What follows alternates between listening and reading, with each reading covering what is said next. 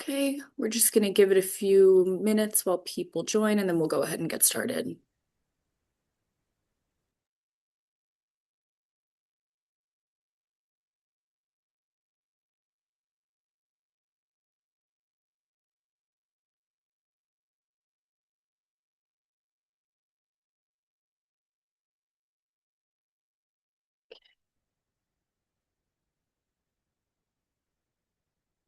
All right, I think it's leveling off a little bit. I'm sure people will continue to join us over the first few minutes, but we'll go ahead and get started. So, good morning, everyone, and welcome to today's CMFO Roundtable. Thank you for joining us and for taking the time to be a part of today's discussion. We appreciate your participation all throughout the year.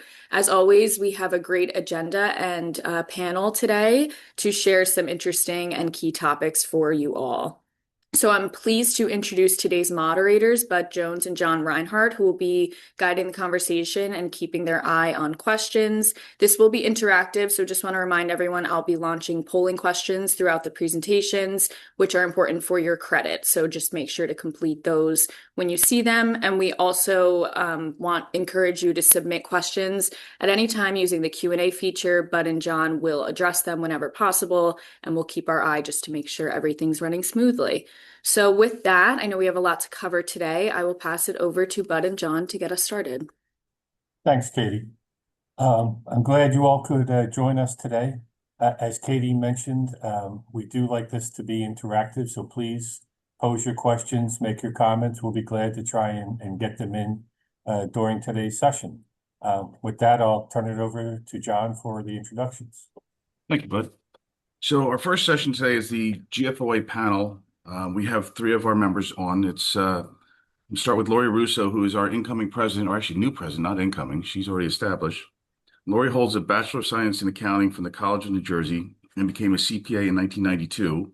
In June of 2005, she earned the Certified Municipal Finance Officer designation. She is currently employed as a finance director of Marlborough Township.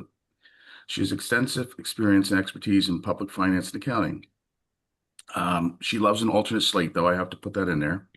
But as the incoming president, she's dedicating a lot of time towards the association, and she's doing a great job. Thank you. Next in line is Colleen Lapp. She's been the Director of Finance and Chief Financial Officer for the Township of Middletown for over 12 years. She has served in many communities, including Manchester, Maplewood, Manalapan, Brick, Spring Lake Heights, and Red Bank. She has 35 years of municipal experience, including auditing. She is a CMFO and a CTC. Additionally, she is the immediate past president of the Monmouth and Ocean Tax Collectors and Treasurers Association and is a member of both the New Jersey League Legislative Committee and for the Tax and Finance Committee and the GFOA. She's on the board. Alex is a licensed CPA, RMA, CMFO, QPA. I think you've got more designations than Bill Homa did. With 13 years of experience in New Jersey local government, he currently serves as a CFO for Voorhees Township in Camden County and previously worked as a senior manager for Bowman & Company in South Jersey. He's also part-time in Haddonfield, Teaneck, and one other that I couldn't remember, Alex. West Berlin. There you go, West Berlin. So I've had the pleasure of working closely with Alex over the last year on several different projects and gotten to know him well. So that is our panel this morning. Thank you, Jon. Appreciate the introduction. I'm going to start today by talking about the GFOA accomplishments over the past several years. We have an executive director who joined us in 2018, John Donadio, and he has been instrumental in establishing relationships with legislators and their staff. I think one of the biggest accomplishments that we can say comes from that is the ability to have some input on legislation that comes forward. As we all know, politicians and elected officials propose things that don't always work for our office or maybe have unintended consequences. And having that input is really helpful. I would say that Jason Martucci, in particular, at the division, is always receptive to our comments, and I think that's made a huge difference in the final bills that come out. They're not always perfect, but they're better than they started with. Let's put it that way. The other accomplishment that I wanted to point out, and it's not quite done yet, but it's close enough that it's no longer a goal, If you're a GFOA member, you'll notice that our website is horrific. It is really old and outdated and not helpful at all. We are in the process of updating that website. And if that gets done during my tenure, I will be so happy, I have to say. So stay tuned for that. Um, anything else that I'm missing from my fellow panelists on accomplishments? No, I think you hit it. I think I mean, it is what it is. It's everything we're doing. Mhm. There's always things we're trying to do, so hard to Yep. kind of keep it all together. But yeah, good job, Lauren. Thank you. And that leads me to our goals. As Colleen said, there's always things that we're looking to work on. The first and probably foremost in all of our minds is attracting new CFOs to this industry. We're all struggling, and some of the things that we're doing are looking to partner with some of the community colleges, see if we can get them to start offering the certification courses.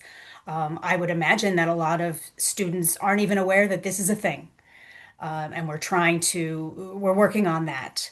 Um, the the division and the League of Municipalities has partnered for the past 2 years to do a career connections fair.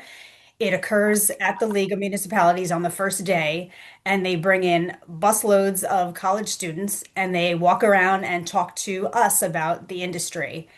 And I've participated both years. Colleen assisted me. The first year, we did not have many students interested in accounting or finance. We happen to be positioned right next to the recreation table. And, maybe accounting isn't as fun as recreation. But I am happy to say that this year we had several students who came to us, even though we were still sitting next to recreation, and really interested in the profession. And colleague Bob Law and I this year talked to many students about some of the benefits of working in municipal government, and they seemed excited. They turned in resumes, and I passed them along to the division. So I'm hopeful. I think we're getting better. We're trying to just get the word out as much as possible that this is a viable career profession. Anybody else? I think as far as that attracting new CFOs, I think that's a primary focus for a lot of us. Wherever you are in your career as a CFO, it's a concern. I'm at a point where I'm looking at retirement in the not too distant future. And of course, we've all worked hard and you want to have people replace you who are ready to do that and ready to take on the role.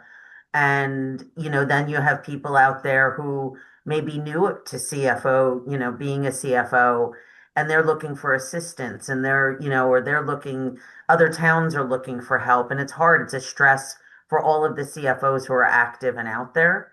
So I think there's a lot of good approaches, but I think certainly working in concert with the GFOA gives a lot of the members a larger voice. And I do think we're starting to be heard. I think for many years we all knew this was happening and coming, but nobody really understood the crisis that we were facing. And I think again, when you do it in a concerted way through an organization like the GFOA, it helps. It helps to get us, seen in Trenton and heard as well. Hmm. And I think too, if you have a municipality that's interested in educating its employees, providing reimbursement for those courses or paying for the courses outright, that's helpful because, Marlboro is in a unique position that it's not a big town, but it's not a small town either. But we do not have a deep bench at all in any of our offices. And so we're trying to help guide people who work in our offices to take the courses. I have two people who are going to sit for the exam most likely in June. And I'm excited about that because for a long time I thought I don't know what's going to happen. I mean, I too am going to retire someday, and it's nice to know that I work somewhere where that's recognized and valued. Um, I think it's important. I tend to agree, Lori. And some of our watchwords lately is more with less. I think that's probably apropos for every profession right now, especially local government with the pressures we're seeing and a highly educated and professional workforce is able to accomplish that goal more with less. and getting a good pipeline into the profession is paramount in accomplishing that. And I think, under your leadership, your predecessor, I think we've done a good job of at least identifying what needs to be done. And then we've taken the next steps in accomplishing that and not just, you know, burying our heads in the sand and hoping it gets better. Mhm. Exactly. I know And even GFOA had the area social this week in Colts Neck, and I attended. Lori was there. And it's nice to see, even though it's a small group, it's a nice intimate group. And I've seen some of the same faces come for the past few years, and some of those are younger faces. And that actually, helps me to feel like, okay, we're doing the right things here. We're as an organization, the GFOA, we are attracting people. They understand the value and they understand the value of networking. Because I do try and get that across a lot. I had a young woman sit across from me at lunch who works for Munideck. She's not in a town, but she just recently passed the exam. And we said to her, look, join the GFOA. It's $100, but you get the updates every week or, whenever there's information. We have get-togethers, we have the annual conference because part of what I think, especially with the up and coming CFOs, a lot of us, when we took our classes, we were still in person. And therefore, you created almost your own network of people that you leaned on as you got out into the jobs. And you said, oh, I'm going to call her, I'm going to call him. But when things are done virtually, it's a little bit different. So I really feel that's where something like the GFOA, when you have in-person offerings and events, I think that really helps the younger generation of CFOs create those relationships as well. yeah, I remember Bill Homa saying during one of the review courses when I was going through the classes, everybody take a look around. All of these Hmm. people, these are your people now, and they are the Yep. ones that you can feel free to reach out to. And it's true, you need that. And every community is different, and sometimes we are tasked with something that's relatively new, or we encounter something new. So in Marlboro, what I encountered was my police department came to me and said that in the course of their investigation, they were able to recover one of their residents' funds that were taken, some sort of IT scam. But it was sitting overseas in cryptocurrency. And, how do we handle this? The prosecutor's office was no help. I have to be honest, the division wasn't a huge amount of help either. And, I kind of had to work through with the township attorney. Is this a bank account? I had to open up a Coinbase account. So I'm over at the PD, the detective's office. I made them film everything, so everything we were doing was on camera because this is just all new and I didn't want to Mhm. be, I don't necessarily always want to be the first one to try something. I'd rather be the second or third. But, we're looking for this type of guidance sometimes and we're not always getting it. So, it's helpful if you can reach out to a neighbor and say, "Hey, have you guys ever encountered this? Has your police department ever seized cryptocurrency?" You know, it's helpful. And ironically, I had it right after Lori did, and someone said, hey, Lori and Marlboro just went through this. So Mhm. that's what I did. I reached out to Lori and said, okay, how did you handle this? Yeah. And instead of me starting from square one, I at least had what Marlboro had done to, Mhm. start our process here. Yeah. Yeah. That it kind of brings me to my next thing. I wanted to mention that the GFOA has a pretty robust mentorship program. So we talk about these new CFOs coming in, and I'm trying to market this as much as possible that we have this great program. And it's run by Liz Petticord, who is a CFO in South Jersey. She's doing a phenomenal job. I'm not sure how she's attracting these new people to the program, but she's grown it tremendously. Right now we have she herself is doing quite a bit of mentorship, but we have 11 in total. We have 6 mentors that are available to help her, and it's really been great. And my one of my goals is to kind of again get the word out that this is a fantastic program. I was actually speaking with the director yesterday, Director Rogers, and asked him, is it possible when people pass the CMFO exam or found out that they passed the most recently given test can we let them know that the GFOA is an organization and we have a mentorship program? And he said, absolutely, it can go out with the letters. I need to provide him, by next week, some verbiage to include and a link to our mentorship program. So I feel like we're heading in the right direction when it comes to things like that. And we have that support from the division, which is really helpful too. And I think it's good, Lori, as far as the mentorship program. Obviously, mentorship itself, we all understand the importance of that. But one of the other things that you just said is that divisions being supportive. I think it's important for new CFOs. I mean, does everybody remember their first day as a CFO? It was so frightening, and it would be great to have someone that you're like, hey, is this normal? I'm feeling this way. This can't, it's just some of the initial things that you'll settle into really quickly. But to know that you're supported, to know there's a community out there that's rooting for you to succeed, I think is huge because a lot of our jobs are tough. And so I think you can very easily get discouraged. So I think it's nice to have something out there to show people that you're not on your own. We're all here. We've been through it. We'll help you the best we can. I've served as a mentor for a couple people, and my original thought was they're going to call me and ask me, how do I book this entry? I can't remember what's my debit and what's my credit. Those are not the questions you get. They are, I've got a governing body that wants to do this, and I know we're not allowed to do it, and what do I do? It's those kind Yeah. of things that you do not learn in school. And I think that too is really helpful because I know one thing Liz mentioned is that the new CFOs, they call her and they're like, am I crazy? And she has to tell them, no, you're not. You're right. And, this is how you ought to handle that situation. So Yeah. it Right. goes so And much farther beyond book learning.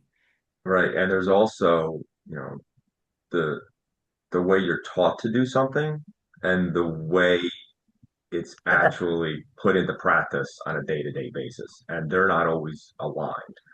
The end result may look the same, but how you get there in the real world is completely different. And that's always the disconnect between, newly minted CFOs and someone that's been there 5, 10 years. So pairing the newly licensed professionals with a more seasoned professional can guide them through those steps and help them succeed and not hitting those potholes that may derail a career, unfortunately. Mm-hmm. Lori and Alex, were you both auditors at any point in your Yes, careers? I was an auditor for 8 years, 7 years, 7, 8 years, and I got into the CFO profession January 1st of 2020. So I had a trial by fire. And Oh my and goodness. when you flipped from auditing to the other side, it's a whole new world. Complete. Whereas an auditor, you're like, it needs to be this way, and this is what the statute says, and we expect this, and you're so hard line. Then you come over here and you're like, oh, okay, now I understand. It is completely different. And it's so funny because I've had colleagues from my audit time that have either retired or have left the audit profession and gone into the CFO world. And to a person, they have reached out to me and said, it is completely different than what we thought. And I couldn't believe how different it was too. I always thought, oh, you just do the same thing every day, every week. It's the same. There is not one day that is like the same as yesterday for me. And I may come in with a plan to do A, B, and C, and I'm doing X, Y, and Z very quickly because unfortunately, and we could see this in current legislation, right? The majority of things coming out of Trenton right now for local government falls to the feet of the CFO for whatever, not everything. I'm not going to, disparage my other statutory employees, but a lot of things come at the feet of the CFO. And I think the watershed moment for that was COVID, right? Everything was finance related. If you don't have the dollars and cents to do it, you're not doing it. We see that with pilot agreements and then most recent legislation, best practices fell on us. And I think that's a good indication of where people consider our profession to be, that it's reliable and one way or the other, the CFO will get it done.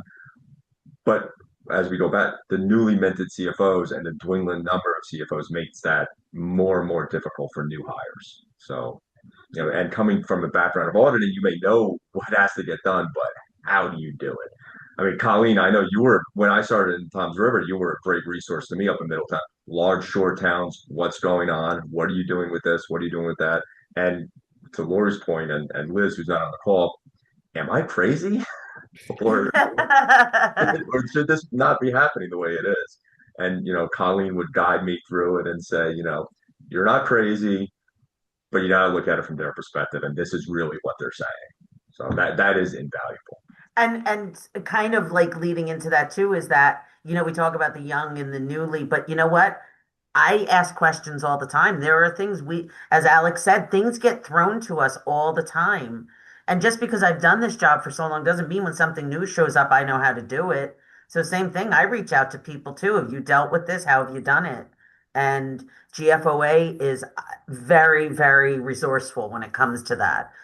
And it is good that our website's going to be updated because I do go to it a lot, but it'll be nice when it's easier to navigate and it's more fruitful for us. Well, Yeah. we do have a Katie, couple do of you wish to do a comments. polling question? Yes, I can jump Sorry, in we first kept one. rambling. No, that's okay. Sorry. Yes, our first poll, everyone should see up on their screen now, is are you a member of the GFOA NJ? And panelists, I can allow you guys to vote after this first question. I know we know the answer for you guys. So while we're waiting, there were a couple of comments from Mike Garino. He's seen a number of people who have obtained their certification and believes it's imperative that they have an accounting background with a bachelor or associate degree as well. And his other comment is most new CMFOs don't use their auditor as a mentor or a guide, and some groups don't offer as much as these sessions do.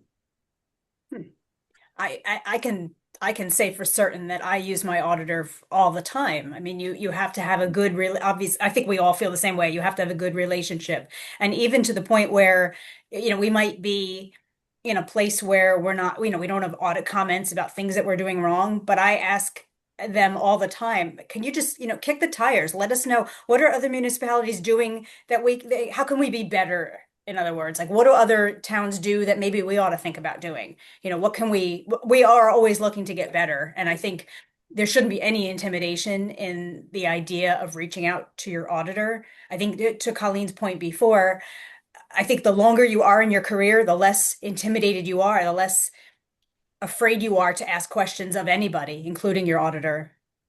At least I know that was the case for me. I was very intimidated when I first started.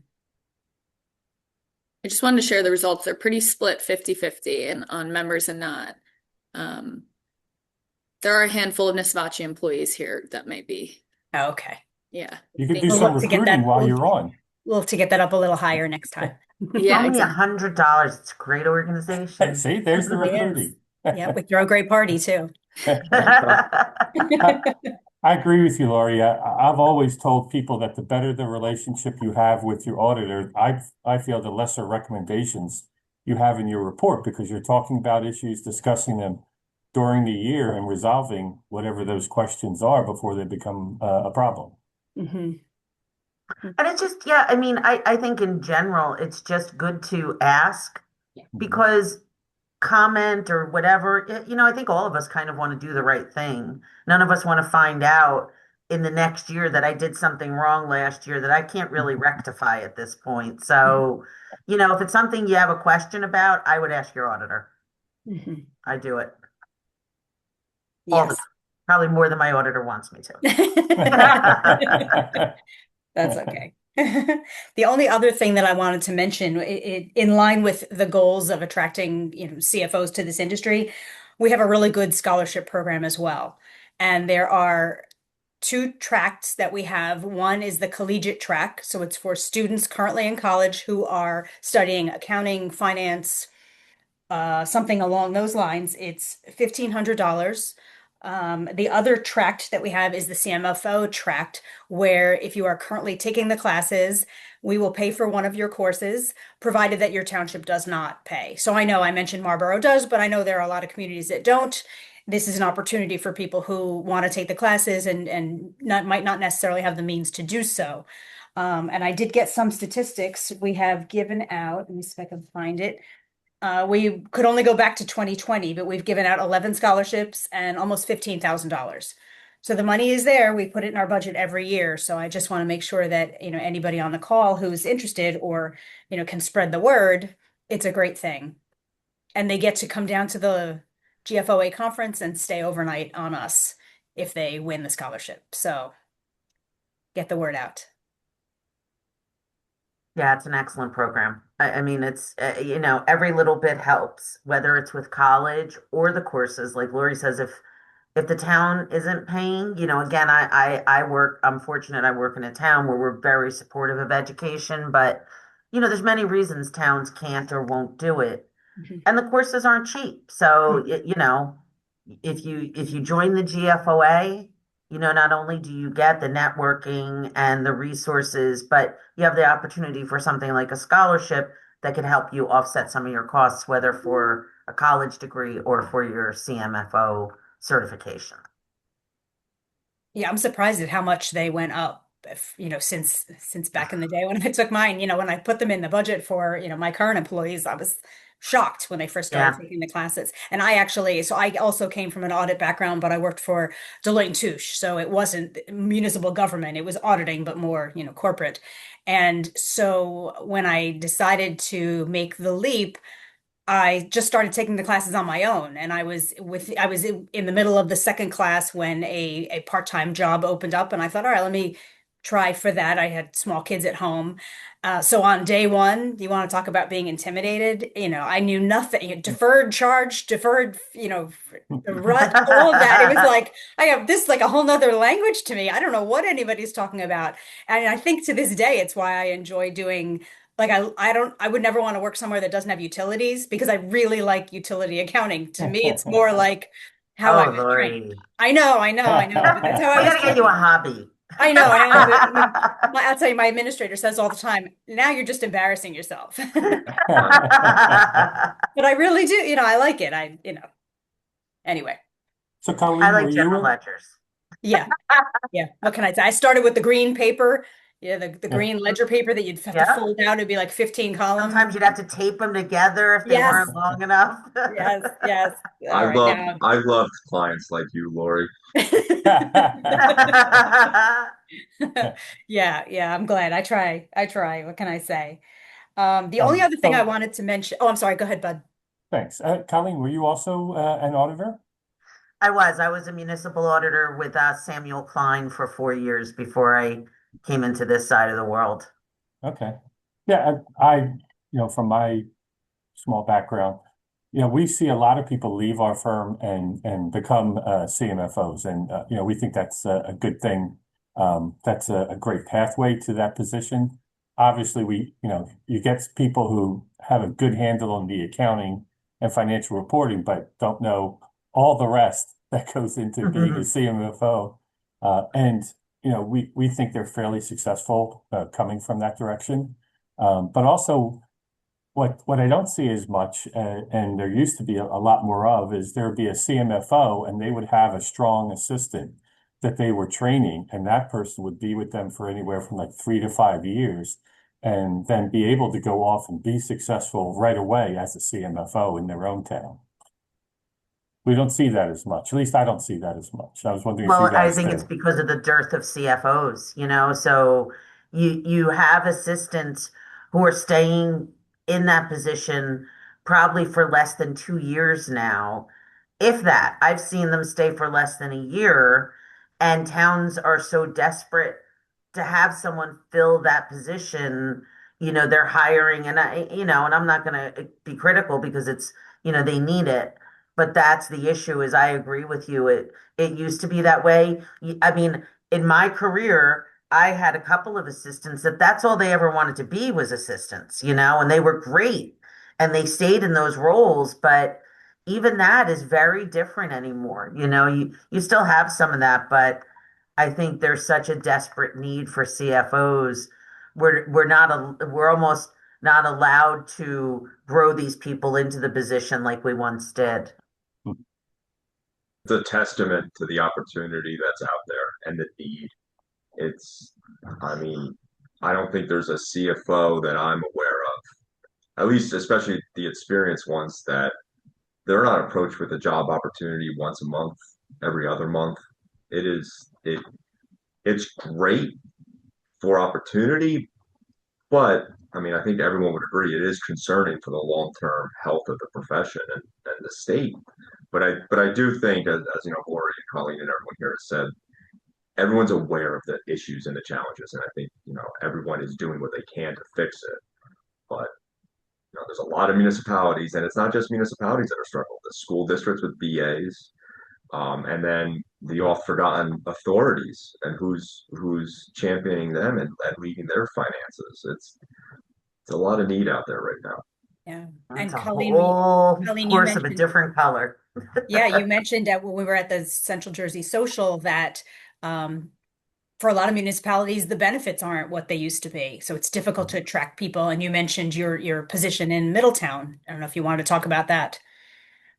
Well, in Middletown, one of the things, the Central Jersey topic was about debt, and we got into ratings.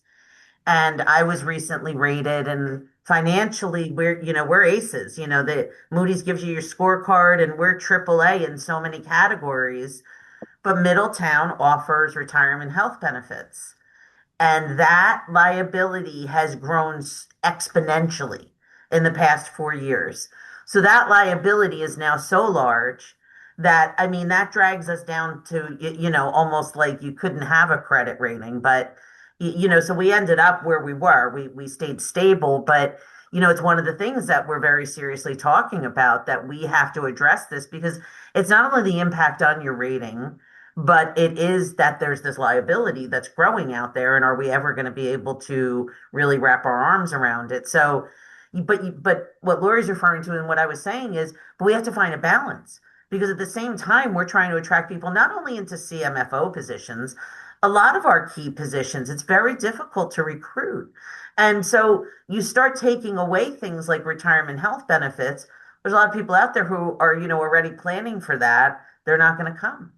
And a lot of people may already have so many years in towards their benefits, and they don't want to switch because they don't want to start over. So on one hand, you're trying to figure out how to attract new people. And on the other hand, you have this cost that's growing so greatly that you really have to try and find a way to balance it. And we're having some very serious discussions. And it's one of the reasons we have our unions in, trying to get arms around the immediate, but then, we're going to have to address things. And we've already told them that. And, some of the unions are very willing to negotiate for new hires and, making some changes. And, but again, we have to balance it. We have to make sure that we don't make changes where we become a completely unattractive employer. Yeah, it's a benefit that not many have anymore. So, you're right. How do at least you have a leg up on those of us that don't offer it, I would say.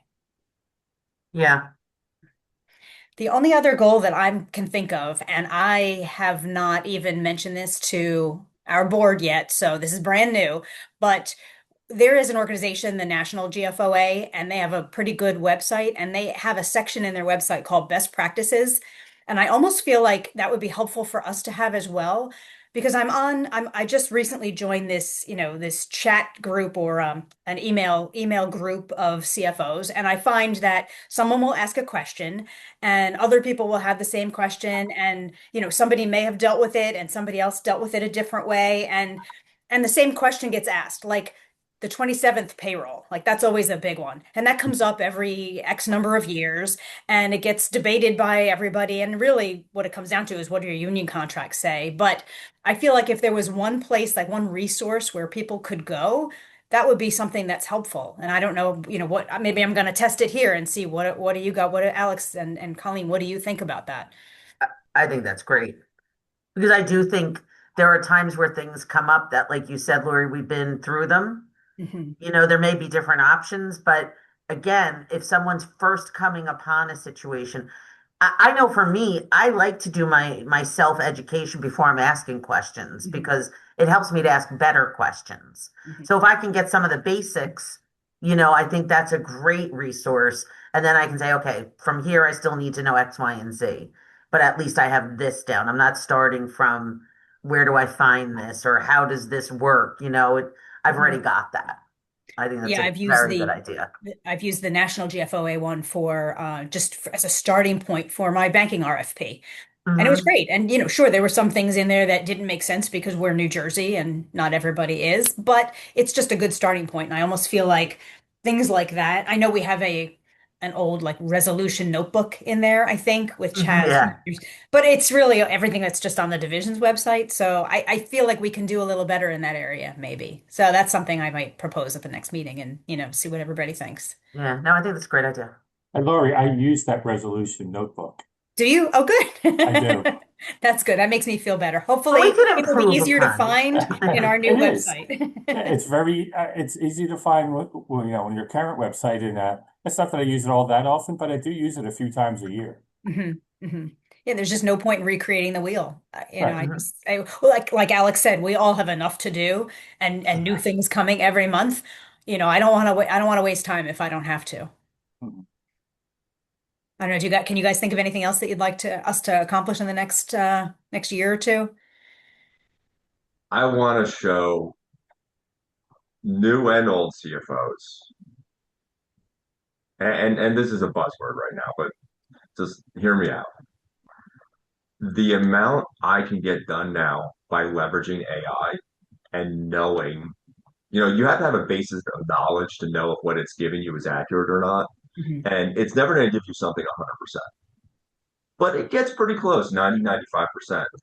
And I used to have this reference folder in my in a OneDrive account that I would use all the time for resolutions, ordinances, and I find myself utilizing that less and less and less because the AI is just getting better and better. And I plug into it, this is what I'm looking for, and then I'll say to it, where are you pulling this data from? And it'll give me the link to the statute or the link to someone else's website that had that resolution posted. And I think showing, like forcing, it's almost like hotkeys in itself, right? I used to take away the mouse from my new staff accountants in auditing because I would want them to learn how to use the hotkeys in Excel.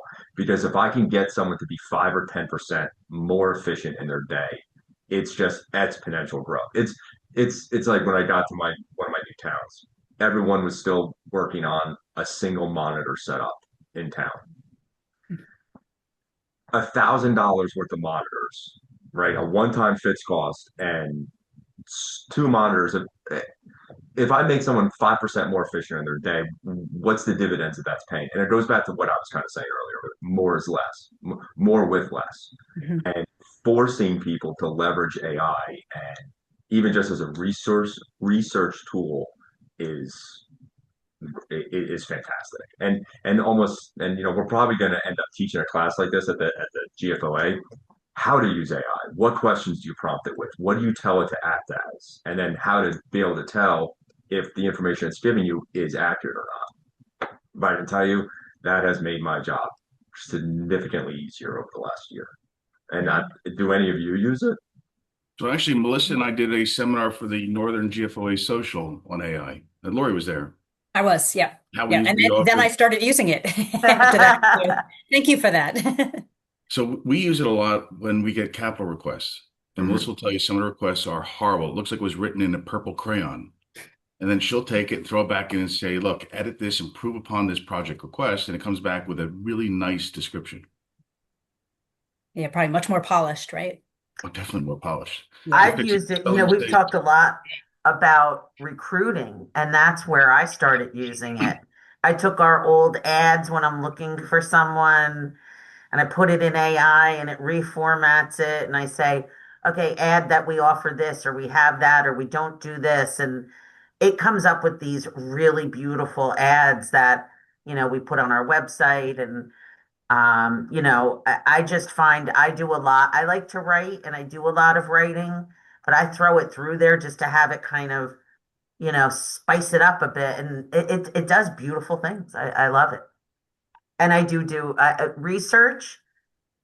I can't even tell you how much I love that because it's not necessarily that when I ask for something, like Alex says, I don't take it verbatim, But even when it pulls up the statutory reference, okay, now I know exactly what statute to go and read. I'm not flipping through trying to figure out which section of that statute I need to find. It just, it cuts down that time so tremendously. Yeah, I heard a piece of advice and I think it makes sense. Treat it as if you were giving an intern a project. Right? Hmm. You get it back. You have to still read it and, read it critically to make sure that they've actually, answered the question that you wanted answered. And I try to keep that in my mind. But I had Yeah, even that's a great thing. I have a payroll supervisor who phenomenal at her job, but very like rigid. And we had somebody's retro pay was being questioned by pensions. They considered something a stipend that's not really a stipend. Anyway, she was at a loss on how to answer it. And on her own, she went into AI and crafted a response to pensions. And she was blown away and it just made such a difference. It really was very thorough. And I'm not sure we could have written it better ourselves. It was really, all the right statute references, all the rules. It was really amazing. So you guys use the chatbot too? Hmm. So I No. talk to Gemini on my ride to work almost every day, figure out the problem. Actually, this seminar that Melissa and I put together, it was a conversation I had on the way to work. When we were all done, I said, all right, turn this into PowerPoint slides. I'm doing a session in March for someone on pilots, and I took, the pilot LFN and the new pilot legislation, and I threw it in, and I did the same thing. Make me a PowerPoint presentation. Now, again, I then had to take it and tweak it and change some things, but it wasn't starting from scratch. First slide, let me type in my name. It did it all for me. Mhm. I used it most recently uh, for a bond rating presentation, and it was in crunching data from the U.S. Census and demographics from the state. The amount of time it saved me from having to gather all that information myself, put it into slides, put it into graphs. And now, it's just like an auditor. You would sample it, make sure the information it's given you is accurate, and does it look right? That'll catch 90% of the issues. And it saved me probably 2 days worth of work That's just a easily. phenomenal idea. I never Yeah. thought of that. And you figure, like, when we prepare for our reading call, a lot has to do with, the metrics in your town. Are you growing? What are your construction permits? And, we do all of that ourselves. And I'm thinking, why did it never occur to us to try to incorporate AI into that? Thank you for that, Alex. Yeah, just That's great. getting And I'm unemployment good. statistics, it just little things like that. Like, and Mhm. I in my mind, I'm thinking about when I was back as an auditor and filling out the J schedules for schools. And I'm like, oh, this would have been great because I would have a new hire spend days pulling that information. And now I'm like, well, you know, would take maybe 20 hours of billable time. I can crank it out in 20 minutes maybe. Especially when it's unaudited. So. I'm actually meeting with a company next week that wants to talk about using AI to do the credit ratings as well. Hmm. And my thing is, as far as AI and relating it to GFOA, what the four of us just did here, I think is very important. It's great to have people come in who have expertise in AI and tell us all the things AI can do.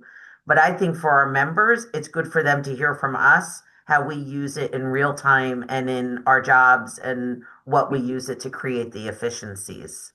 Yeah, Mhm. people Something don't I know did what they recently. don't know. That's the overarching theme I noticed with CFOs. They don't know what they don't know, and it's Hmm. so easy for them to become siloed and insulated from the outside world. And unless they're forcing themselves to, keep up with current topics, go on the email chat group just to know what's going on, go to the GFOA conference. I can't tell you how much I get out of those 3 days Mhm. and know what other people are doing, what's out there, what other banks offer, what fraud protection is out there. I can't tell you how many CFOs I know that still don't know what positive pay is.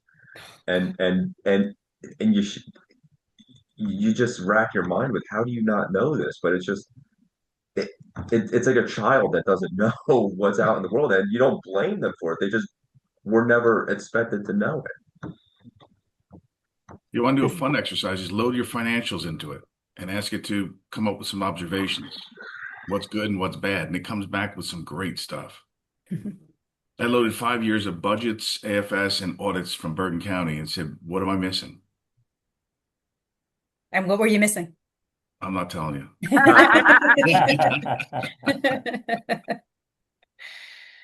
Yeah, I never thought to do that. That's amazing. Yeah. Yeah, just complacency kills. We can't be complacent, and and it's very easy to get complacent in local government. And Hmm. I think the CFO position specifically, it's rapidly evolving. More and more is expected, and Yeah. if you get complacent, you're left behind very quickly. So I know Deirdre's not part of this conversation, but she uses a lot of AI too in her tax research, don't you? Except Yes, you're muted. so, yeah. Yeah, we just actually adopted AI mid-year. It's really help us become so much more effective. But you need to have the skills to know when to verify also. You need to You have to fact check. verify. Yep. Yep. Mm. Trust the verify. There was a federal judge recently that got nailed for using AI to create an opinion, and all the sources were not true. Oh. Yeah, you're right. We have to maintain that a heavy level of skepticism in everything, right? And those of us who came from an audit background, that's your general nature anyway. I need to That's be skeptical ingrained about into me. everything. Yeah, yeah, Bread and butter. Trust nobody. yes. The biggest savings I find from it is just resolutions, memos, ordinances, PowerPoint presentations. And, I try not to get too involved in purchasing because I hate purchasing. It's just, With you. Yeah, oh my God, it's just regulation run amok. But with AI, it is so much easier. Write me a bid spec on X, Y, and Z. And it comes out with something pretty good that you can slap on some boilerplate and throw out there. And I've noticed um, our bidding has gone way up as opposed to, we used to just use state contract or co-ops, which, is fine. You're allowed to do it, but it is kind of the easy way out, I always say. And now we're bidding a lot more stuff. And, a little investment, my chat GPT subscription, I think is $20 a month. And I'll probably save that in time in one day, if not more. So well, it's Melissa and I probably you're recently attracting sent, more people because your specs have the right language in it now, or better language, and you're just attracting more interest in the market. Yep. Like so we used it Colleen's, recently. I'm sorry, I was just gonna say like Colleen's ads that she does that were enhanced by AI. The language, there are software programs that are like looking for specific language. You're probably, targeting the right people now because of it. Yeah. So Melissa and Oh, I sorry, recently John. sent a letter from Bergen County to all the CFOs in Bergen County, advising them of what's the new rules were for the pilot payments.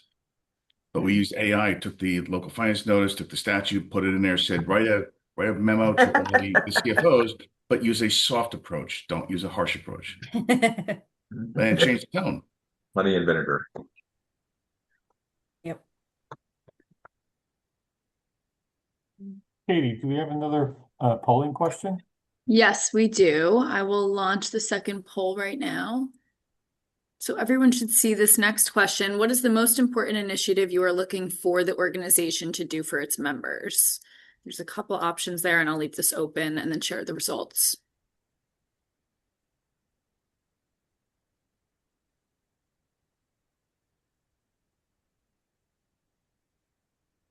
So I answered this and I said input on legislation. And the reason I chose that one was because too often I think the legislators in Trenton send down requirements, on towns that just, in my opinion, just don't make any sense. I 100% agree. And to be quite frank, that is exactly why I feel like I got involved with GFOA and dove right in and just loved it because I noticed very quickly that there was a very big openness from Trenton on our opinions. And I mean, that pilot legislation that we've been referencing for the last several minutes was, in my opinion, worse than what than the end product came out to be. And as a direct result from groups like the GFOA, we were able to get some edits in there that we requested. Not all, but again, it's better than nothing. Mhm.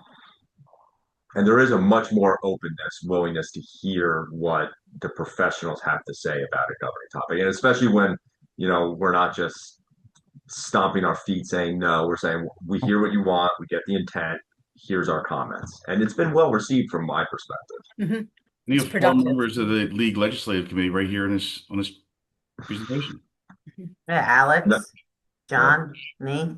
We're gonna get most stuck in a I some stamp my feet sometimes, though. another thing John roped me into. Thanks, John. John's very good at that. Yeah. But it's good because you feel like you have a voice, you have a say in the direction of the profession. And even if your opinions aren't taken, you still feel heard. Mhm. We have a very aggressive and strong personalities on our committee. All right, is that John, a you're fair so kind. statement? I swear to you, sometimes Matt Jessup kicks me under the table. That's why I sit at the opposite end from him. So, but we do have a voice on legislation, and we tell people sometimes it doesn't make sense. It's dumb. Mhm. Or dangerous. So I think the pilot legislation that Alex was referring to, I think the original draft said that if, as a CFO, if you weren't in compliance, you're criminally liable Right. or criminally negligent. And now the final, it's just if you are willfully disregarding the rules, then you can get in trouble. But the first draft did not say that. It was basically if you're not doing it, you're in danger of losing you're going to lose your license, I think it said, which is a little And that scary. is a great example because I remember specifically discussing this at our league legislative committee. Yep. And my thing was, isn't that the implication in every statute? If you don't comply, you're at risk for whatever it is, whether you're going to lose your license, you're going to, be brought up on criminal charges. I just felt that was really heavy-handed. It was. I just didn't think that was necessary. Mhm. I think I said that in the committee too. That even as chair of the committee, I said, "Look, I'm county government, and I love the fact that we're going to get more money, but I think it's a little far Yeah. reaching." So, And Melissa, you sent that letter out that I told you about before. You can't imagine the number of calls that the both of us have gotten. People are afraid now. Say, what do I do? What do I send you? And we walk them through it. We said, look, we're not here to get you. We're here just to comply. I just had one yesterday call, and the auditor called me. He says, all right, I have a client. They haven't paid you in 3 years. They owe you the money. We're figuring it out, but we're going to send it. I said, good. That's all we want is we just come clean, but we'll work with you. We're not here to hang with them. Like an amnesty program. Yeah. Look, if I'm being honest, I've been paying my county all along. You know what I haven't complied with is the reporting that I was supposed to do by September 15th. I haven't done for him yet. But you know what? They could beat you up. Well, that's my thing. It's not that I'm not doing it for I just haven't gotten to it. But I'm like, as long as I send him the money, I should be good. that's all. Well, Wharton, I used to just email here's what it is. Here's what we got. Here's what I owe you. I'll send it. I used to just set the Oh, yeah. No, I liability. send him something with the payment each time so he knows what he's getting. And then I wire it. I just haven't done that when But it started, when it's going to end, that whole thing. through our advocacy, we also changed how the remittances were.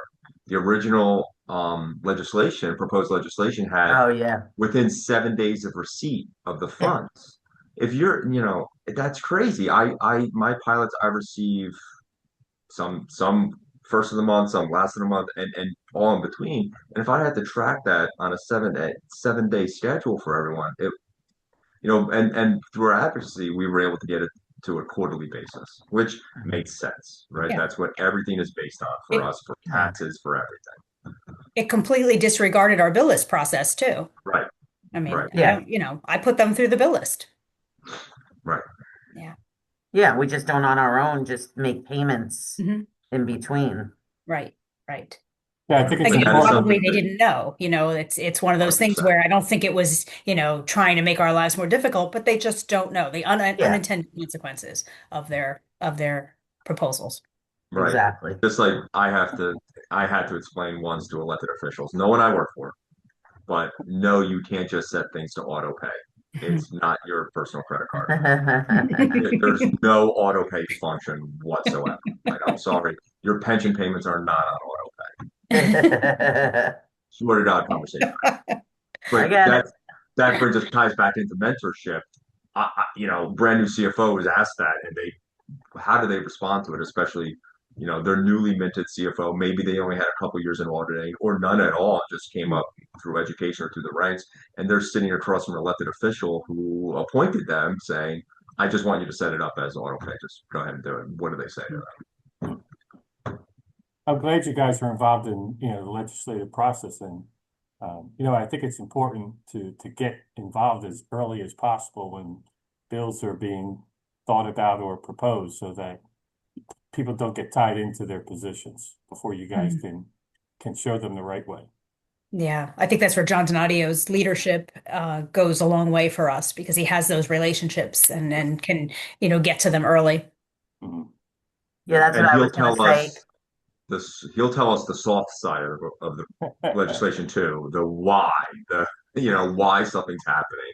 And that is, I found, instrumental in understanding the intent of the legislation a lot of I times. was just going to say that that's another key thing is that, I've had the division reach out. I think maybe John was part of this recently.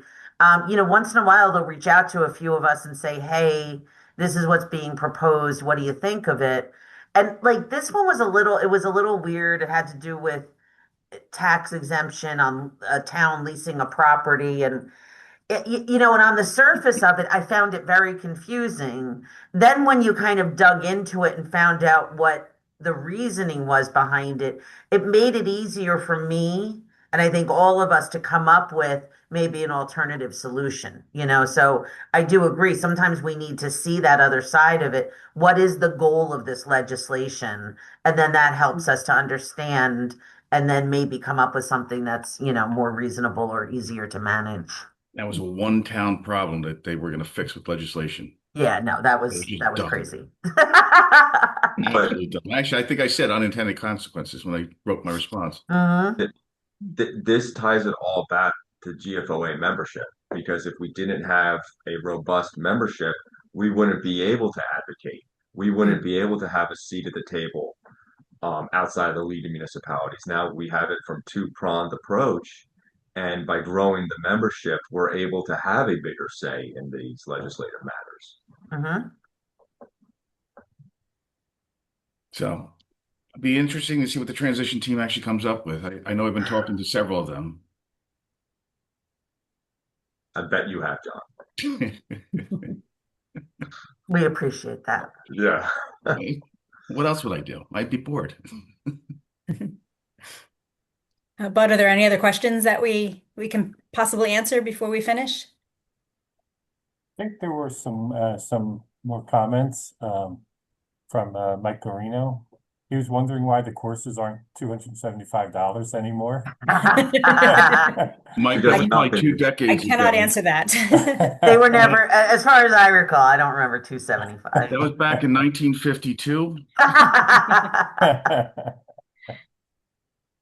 Yeah, he commented, I guess we didn't have enough involvement with the original FAST, and that led to a number of issues with implementing FAST and how it could have been better from the start. That is not true. We actually, GFOA was very actively involved with the development of FAST. It was coordinated by the wrong person. They didn't have the right skill set to put in place. We tried to fix it with Tim Cunningham. And he would actually back off and give us more time to adjust to it. It still stunk. Everybody knew it stunk, but he was working actively with GFOA at the time. Okay. I don't see any others.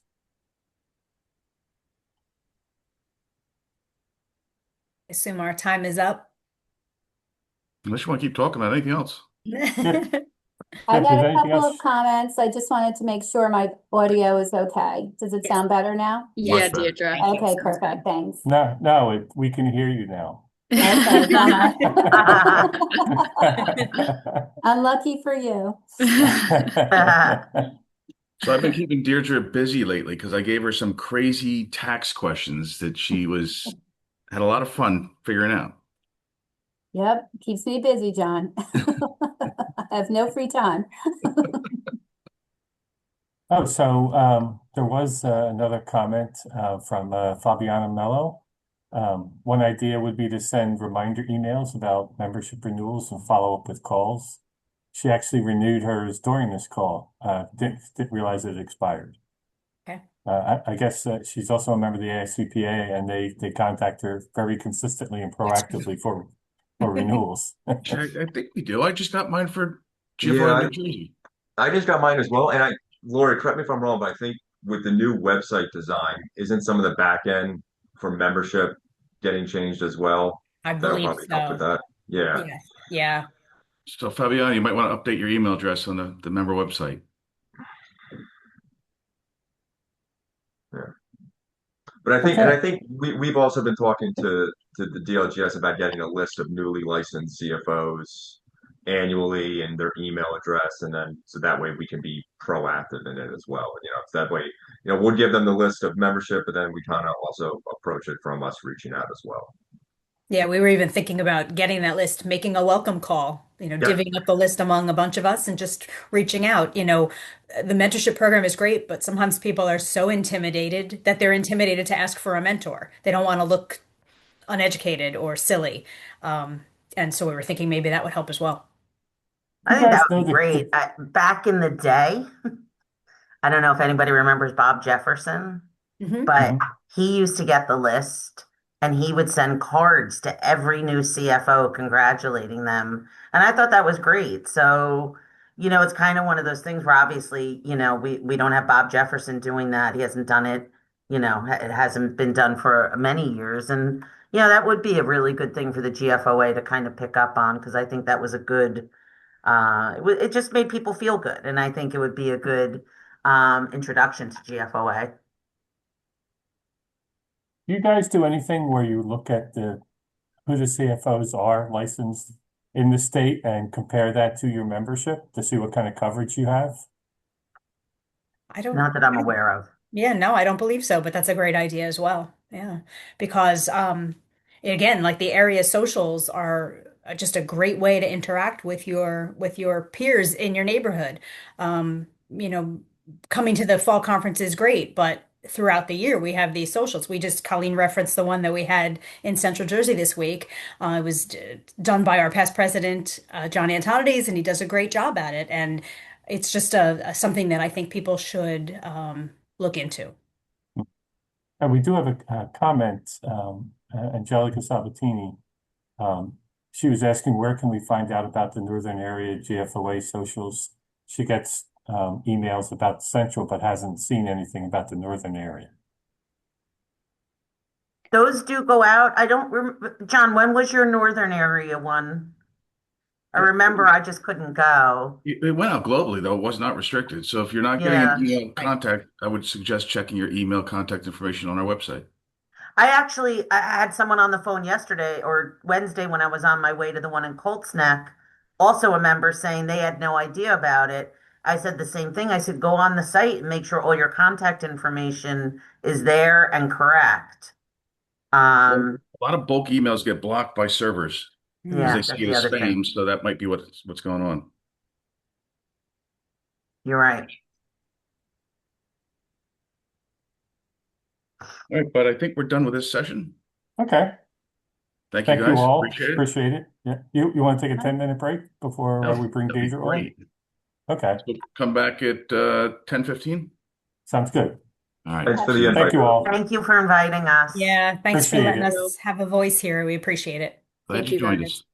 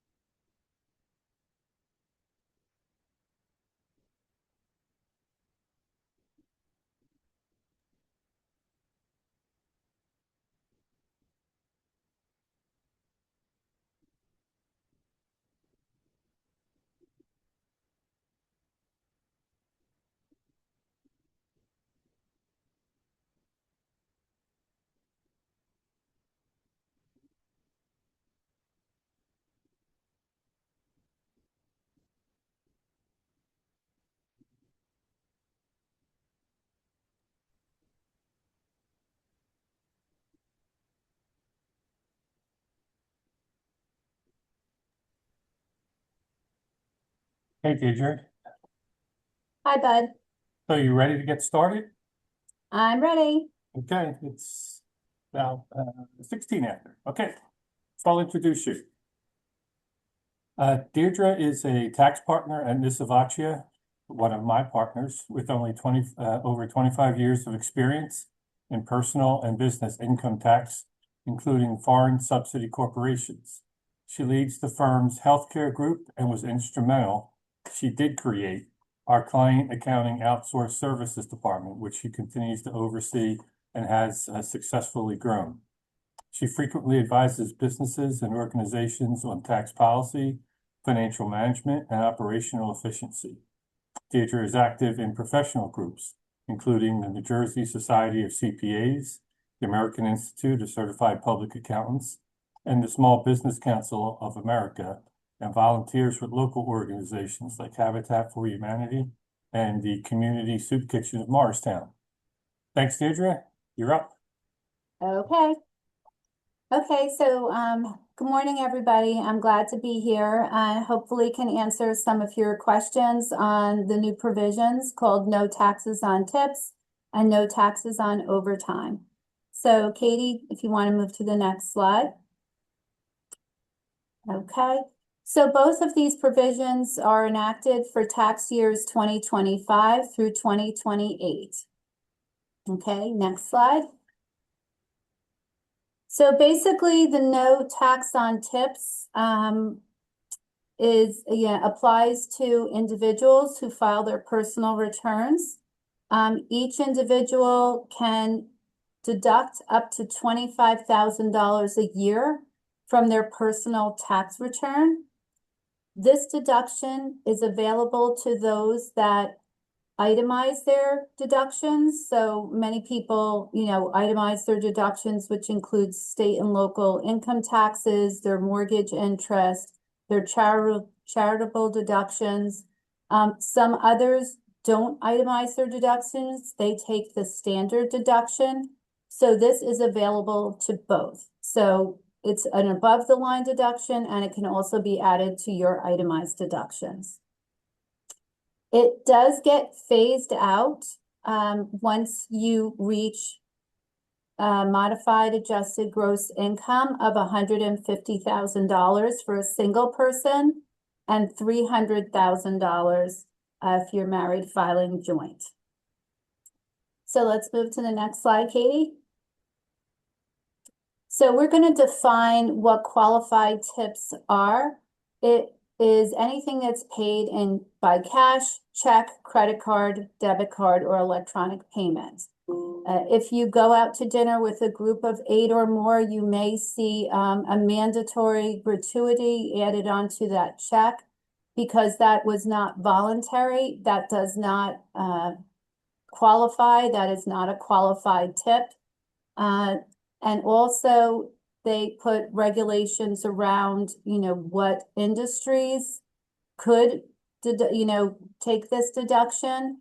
And basically it's in the occupations of food and beverage, hospitality, entertainment, personal services, transportation, and similar fields. Also, if you are what they call a specified service, trade, or business, so that would be, think of your professions, think of a physician, think of doctors, attorneys, accountants. So if you're in one of those trade or businesses, and the only thing I can possibly think of is maybe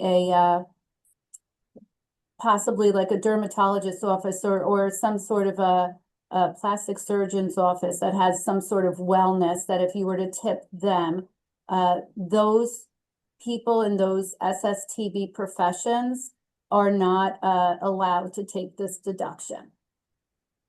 Okay, Katie, next slide. Okay, we went through this. These are, this list came out in October stating which occupations. So, people do get a little creative. We have one person here wanted to know if we could reclassify their wages as tips. Like that's not going to work. So there also are some regulations in place that if you actually are the owner of a business and you have an interest in that business, that you cannot, there is limitations that you cannot classify some of your compensation as tips. So they did put some guardrails around this, around this provision. Okay, next slide. Okay, so some of the reporting requirements, basically, and we can get into this, for everybody out there that's an employer, the 2025 W-2, has not changed, nor has the 1099 changed for 2025. So this year,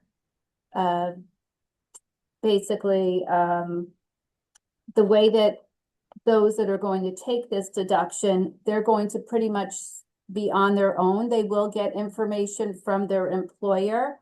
They can use box 7, of their W-2 to determine the tips. So the IRS just passed a notice about a couple of months ago and said, we realized that this provision came in very late in the year. Employers were scrambling, they didn't have enough time to, change everything. So this year they're giving everybody a lot of leeway as far as on the employer side for reporting. So the reporting, you're not going to be required to separately state this for 2025. However, for 2026, you will.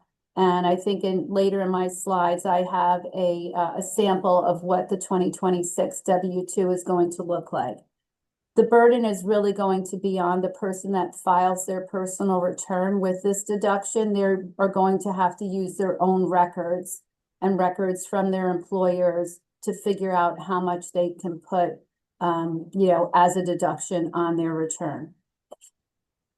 Okay, next slide. So some of the requirements are that you must have a Social Security number in order to take this deduction. You can only take this deduction if you're single or married filing joint return. There is no deduction for those that do married filing separate. There has not been any guidance yet. We have a lot of clients that, file head of household, which is, a mom or a dad that has a child living with them. There's been no clarity yet whether those people are going to be able to take this deduction or not. So we still await some clarity on that. And I think that's it as far as tips. Are there any questions? So we can just look at this. So restaurant servers, box 7 shows 18,000 in tips. And that amount it's subject to the $25,000 cap. So that person can take $18,000 on their return as a deduction. Okay. And then on the other, second example, a bartender has 20,000 in tips and another 4,000 in unreported tips because they are, that 24,000 again can be deducted. I'm not sure if much as this is as relevant as the overtime for the audience today. So, but any question on the tips provision? I don't see any questions. No Deirdre. questions. Okay. Okay, so then we'll move along to tax on overtime. So again, this provision is effective for calendar years 2025 through 2028. And we go on to the next slide there. Okay, one more slide there, Katie. Okay, so basically, the definition of what is qualified overtime. So qualified overtime, if we think of time and a half, so if you have somebody that's making $20 an hour, time and a half would be $30 an hour. It is not the full $30 of overtime that is considered qualified overtime. It's only the premium, the half and the time and a half. So in that case, it would be the $10 is what would, qualify and be a deduction. Again, the limit for this is, and I just want to make clear too, that this is determined by the federal Labor and Standards Act overtime. So if you have, collective bargaining agreements where somebody's getting, double time, or you have night differential or weekend differential, that does not qualify. It's only the amount that's in excess of 40 hours, the half. So you cannot, it is not going to be the double time. It's only going to be the half of time and a half. And it is regulated by the federal labor standards, not the state standards. Okay. Again, the limitation is $12,500 a year for single and $25,000 a year for joint. Again, it is phased out once you reach modified adjusted gross income of $150,000 as a single person or $300,000 as a married filing joint return. It begins to phase out. Again, requirements, you must have a Social Security number in order to claim this deduction. It also is similar to the deduction for no tax on tips. You don't need to itemize. You can get it above the line if you don't itemize, or it will be included in your itemized deductions if you do itemize. So it's available for both. Let's see. Again, very similar. It is available to single and to married filing joint filers. If you do married filing separate, you're not allowed to take this deduction. And again, similar to the other, we're unclear yet about head of household. If those taxpayers will be allowed at some later time, will it be opened up to them? So for 2025, again, they have, really loosened up the requirements for the employers so that they are not required for 2025. We know W-2 and 1099 season is coming up. It's the most wonderful time of the year. So it's this year we will not have to worry about reporting those items on the 2025 W-2, but for 2026, there will be reporting requirements. And let's go on to, so as far as the 2026, I know we have, everybody here that's on as an employer for 2026. It's going to be very important that you get new W-4s for all of your employees, because I just looked up the draft 2026 W-4. So that's basically the form that employees give to their employers so that they can determine their withholdings on their paychecks. 2026 W-4 does show a box that the employee fills out and says, how much do you expect to get in deductions? So to make sure that all of the employers cover themselves, you're going to want to make sure that you get, sometimes you just let the W-4 roll over from the prior year. That could, result in a lot of withholding, because this is going to be part of the new withholding tables. It is part of the W-4. So if you haven't put in place a process yet, I would recommend that all of the employers on the call reach out to all of their employees and fill out the new W-4 for 2026. Okay, Katie, let's go to the, I think we have the 26 W-2. Yeah. Okay, so we've got that one. Okay, so the 2026 W-2 is going to be in box 12. Is going to be a code. It's going to be TP for the tips, TT for overtime, and then TA for employer contributions to Trump accounts. That form just did come out recently. It's, no pun intended, it's 4547. It's a form for Trump accounts.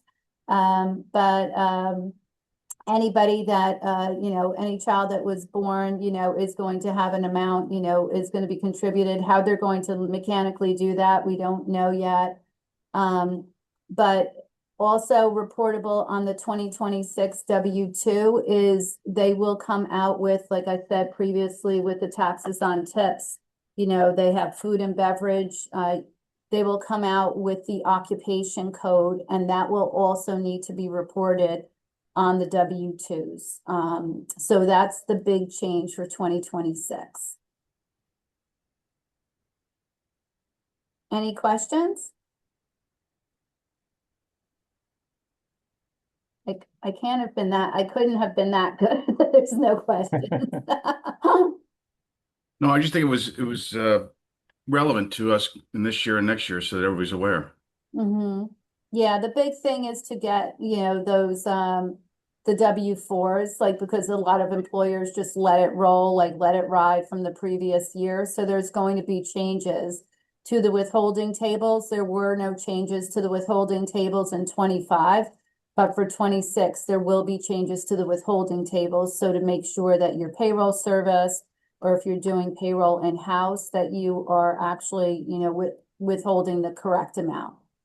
Because nobody wants their employees coming back and say, I was either over withheld or under withheld. Employees I'm never just complain. sorry, John, go ahead. You just said employees never complain. I'm just going to jump in with your first polling question related to this topic. So Okay. everyone should see this first poll. We went over this a few times. For tax year 2025, how will qualified tips and overtime be reported on Form W-2? So this is 2025, not 2026. And then I'll share results in a few seconds. Thank you.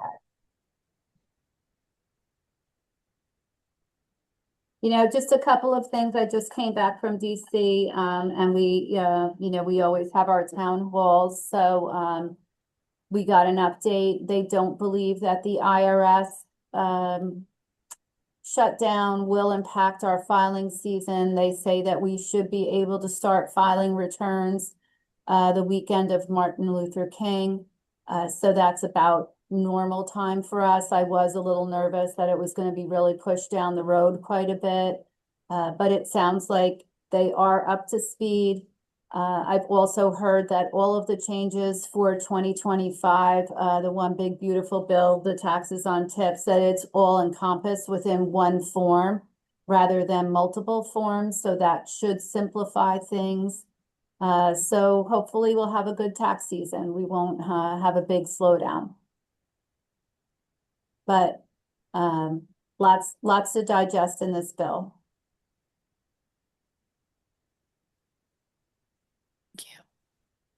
So there was a question posed, Mhm. Deirdre, Yep. from Kim Brown. Outside police details are, as a question, outside police details are excluded from the new overtime laws as a question. Outside police officers?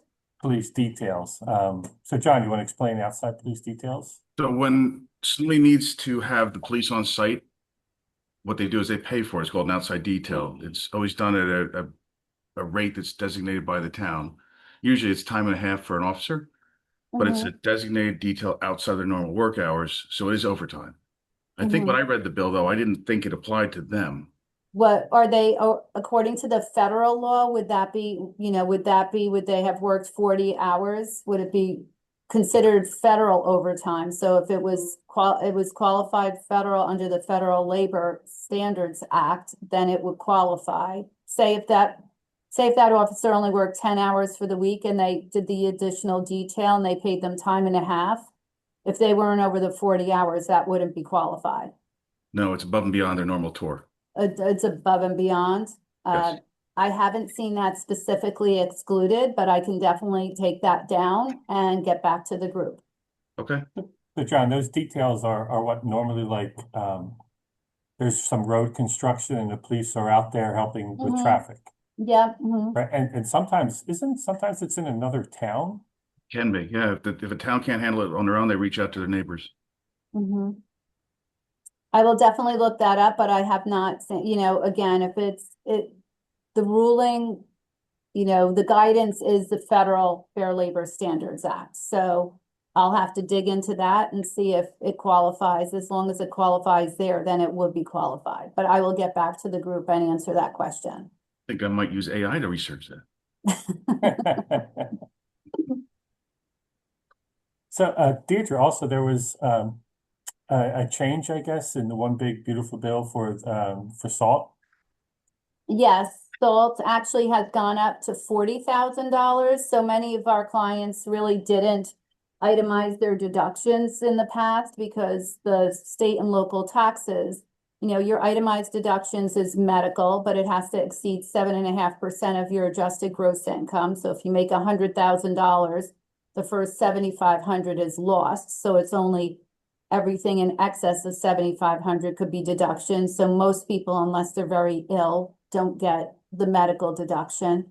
The second part is your taxes. So, everything in the past was limited to $10,000. That included your real estate and your state and local, and your regular state or local taxes on your income. Now it's gone up to 40,000. However, that's going to be capped. If once you're over $400,000, it starts to get limited, and after 500,000, between 500,000 and 600,000, it's going to go away in total. So those people that are higher income taxpayers will drop back down to the $10,000. And then you can do your mortgage interest. There is also new provisions if you pay interest on a car purchase, that's final assemblies in the United States. You will get a deduction there for, the interest that you pay on a car. And then your charitable, the big thing is if we have any charitable, it's giving season. This year there is no limit on, if you itemize your deductions, you can get a deduction for that as an itemizer. Next year, though, this has been some of the advice we've been giving to our clients that are, charitably inclined. Next year, they're going to put a limit of 0.5% of your adjusted gross income,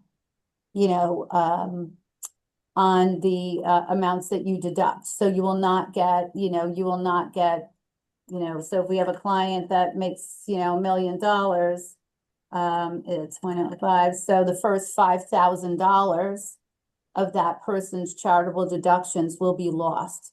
So we do advise, there's things called donor advised funds where you can actually double up or even triple up on your, your annual giving, and then you give that to an investment house and you get the deduction when you make the transfer to the charitable donor fund.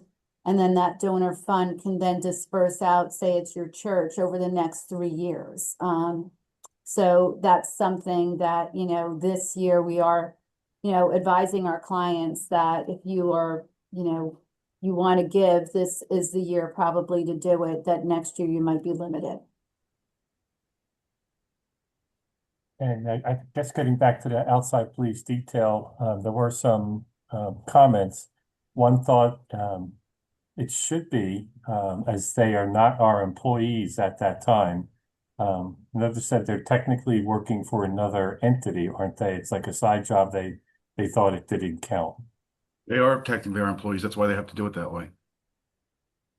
These are still covered by our insurance. That was the whole reason why it's done as an outside detail. Is it on your W-2? So is it on the town's W-2? Yes. So that whatever entity hires them has to come through us to schedule it. We pay the employee. They are our employee.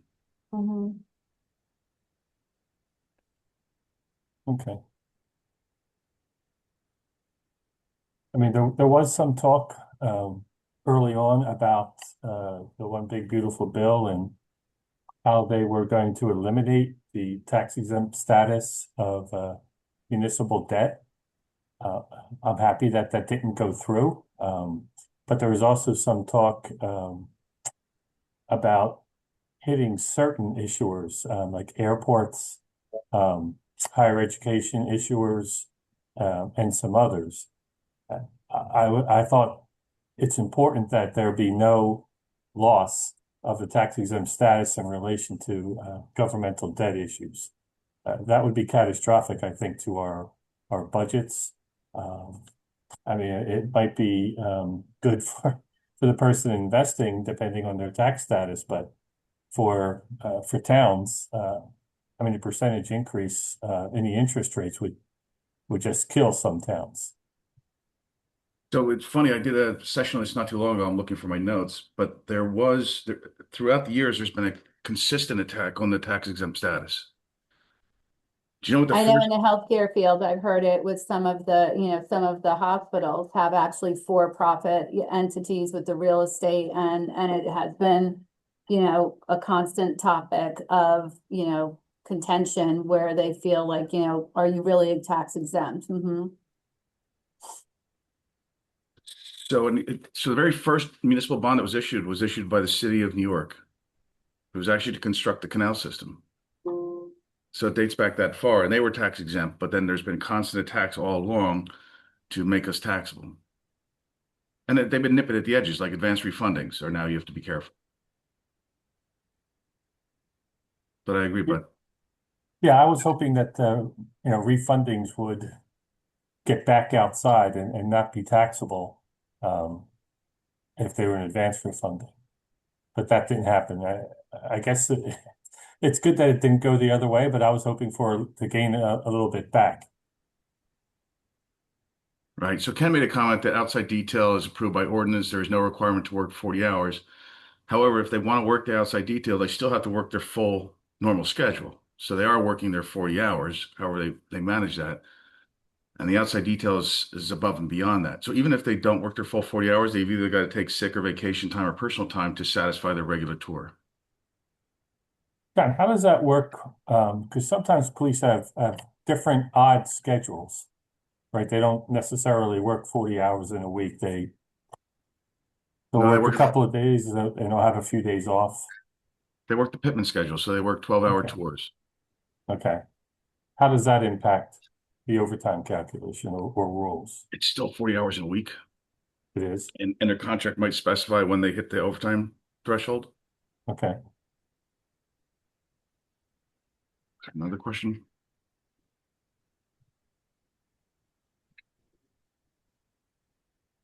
Okay, we've got Angelica is saying ChatGPT said it's not considered OT under FLSA.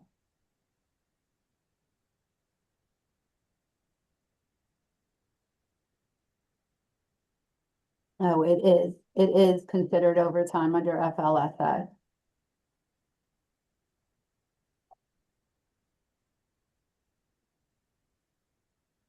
Angelica, can you share the source so we can verify it? I'll do it from my my tax research database. So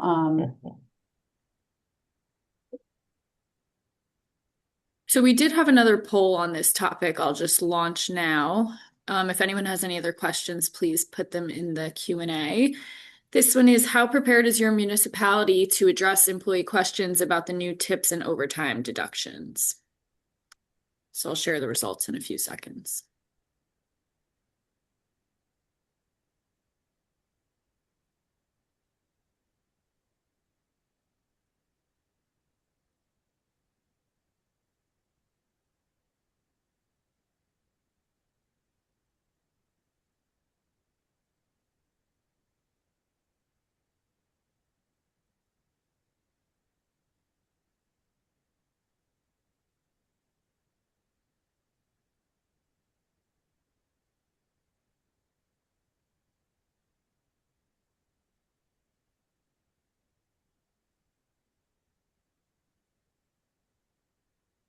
Okay. Thank you.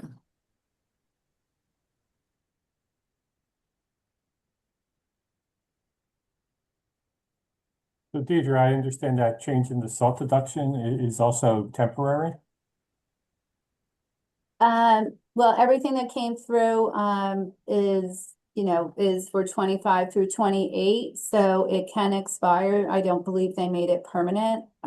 So, for the next 3 years, we'll have it. What it will be later on, I'm not exactly sure what will happen afterwards.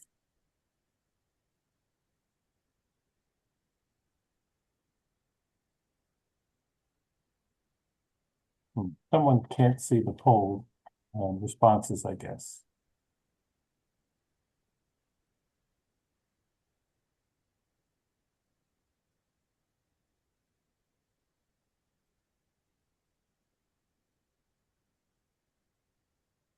So there's another comment. The payroll company is saying because the police detail is outside their regular salaried hourly position, it would be excluded.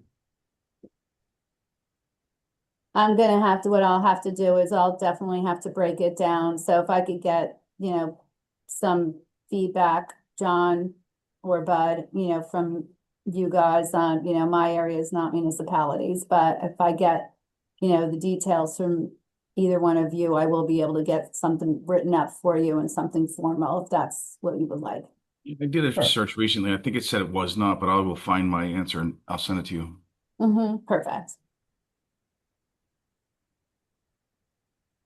But you want to take another 10-minute break after we're done? Sure.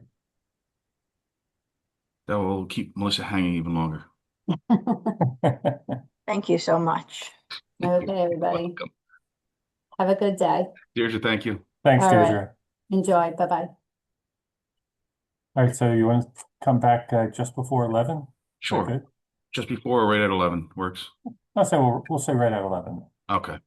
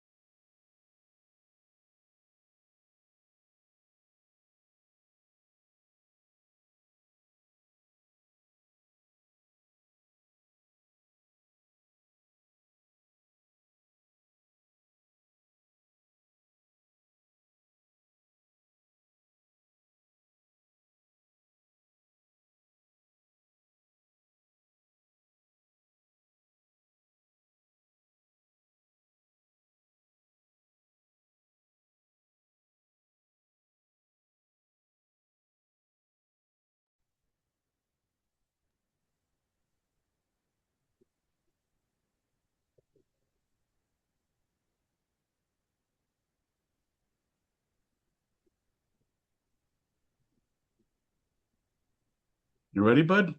I am. Okay, so our next presenter is Melissa Howard. She's going to talk about navigating the big, beautiful bill, which we've fondly rephrased as the big, ugly bill. We call it BUB. So Melissa Howard currently serves as the treasurer for the County of Bergen. She has over 16 years of experience in local and county government with specialization in grants and capital projects. Melissa holds her undergraduate in business administration with a concentration in accounting from Felician College, now it's a university. She also has a master's in public administration from Fairleigh Dickinson, and she has both her municipal and county licenses. So what people don't know about Melissa is she first started off in Jersey City, then she moved to Hudson County, and then she was stolen by Bergen County to come work with me. Well, actually before me, but now we work together.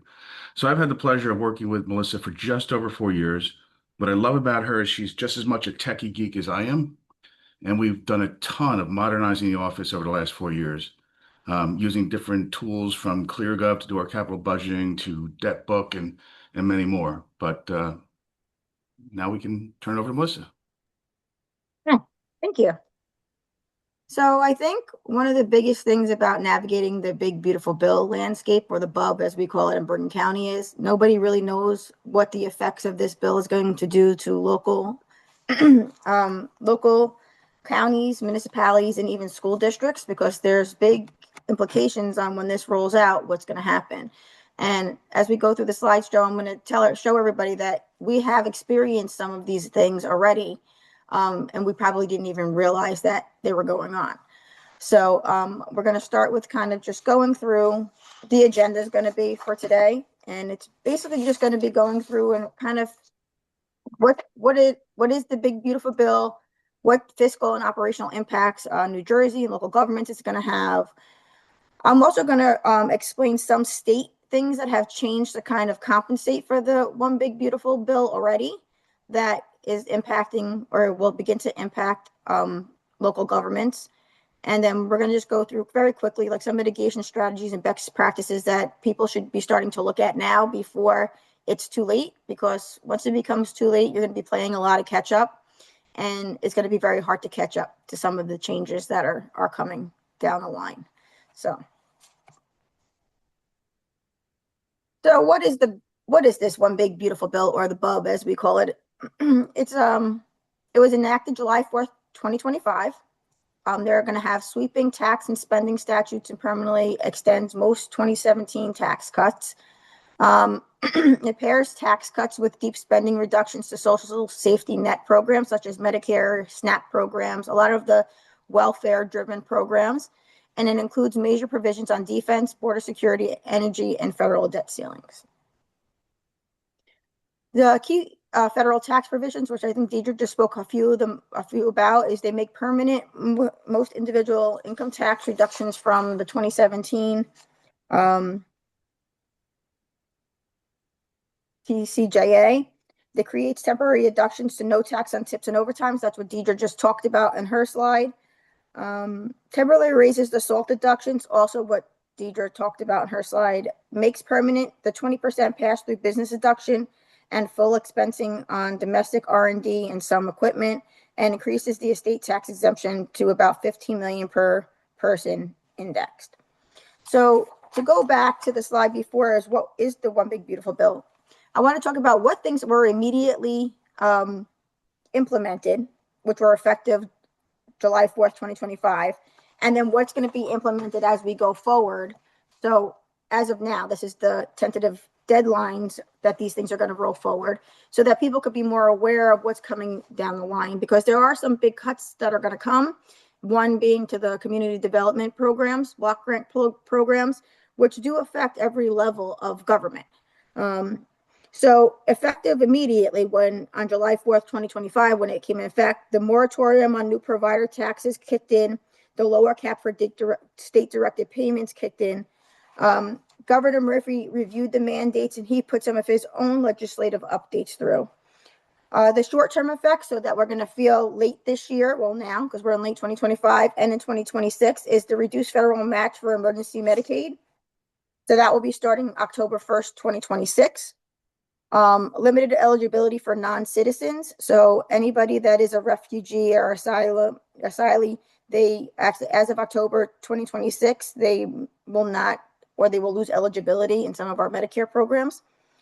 The midterm effects of 2027 will be the mandatory work requirements, where states must implement work requirements for able-bodied adults in Medicaid.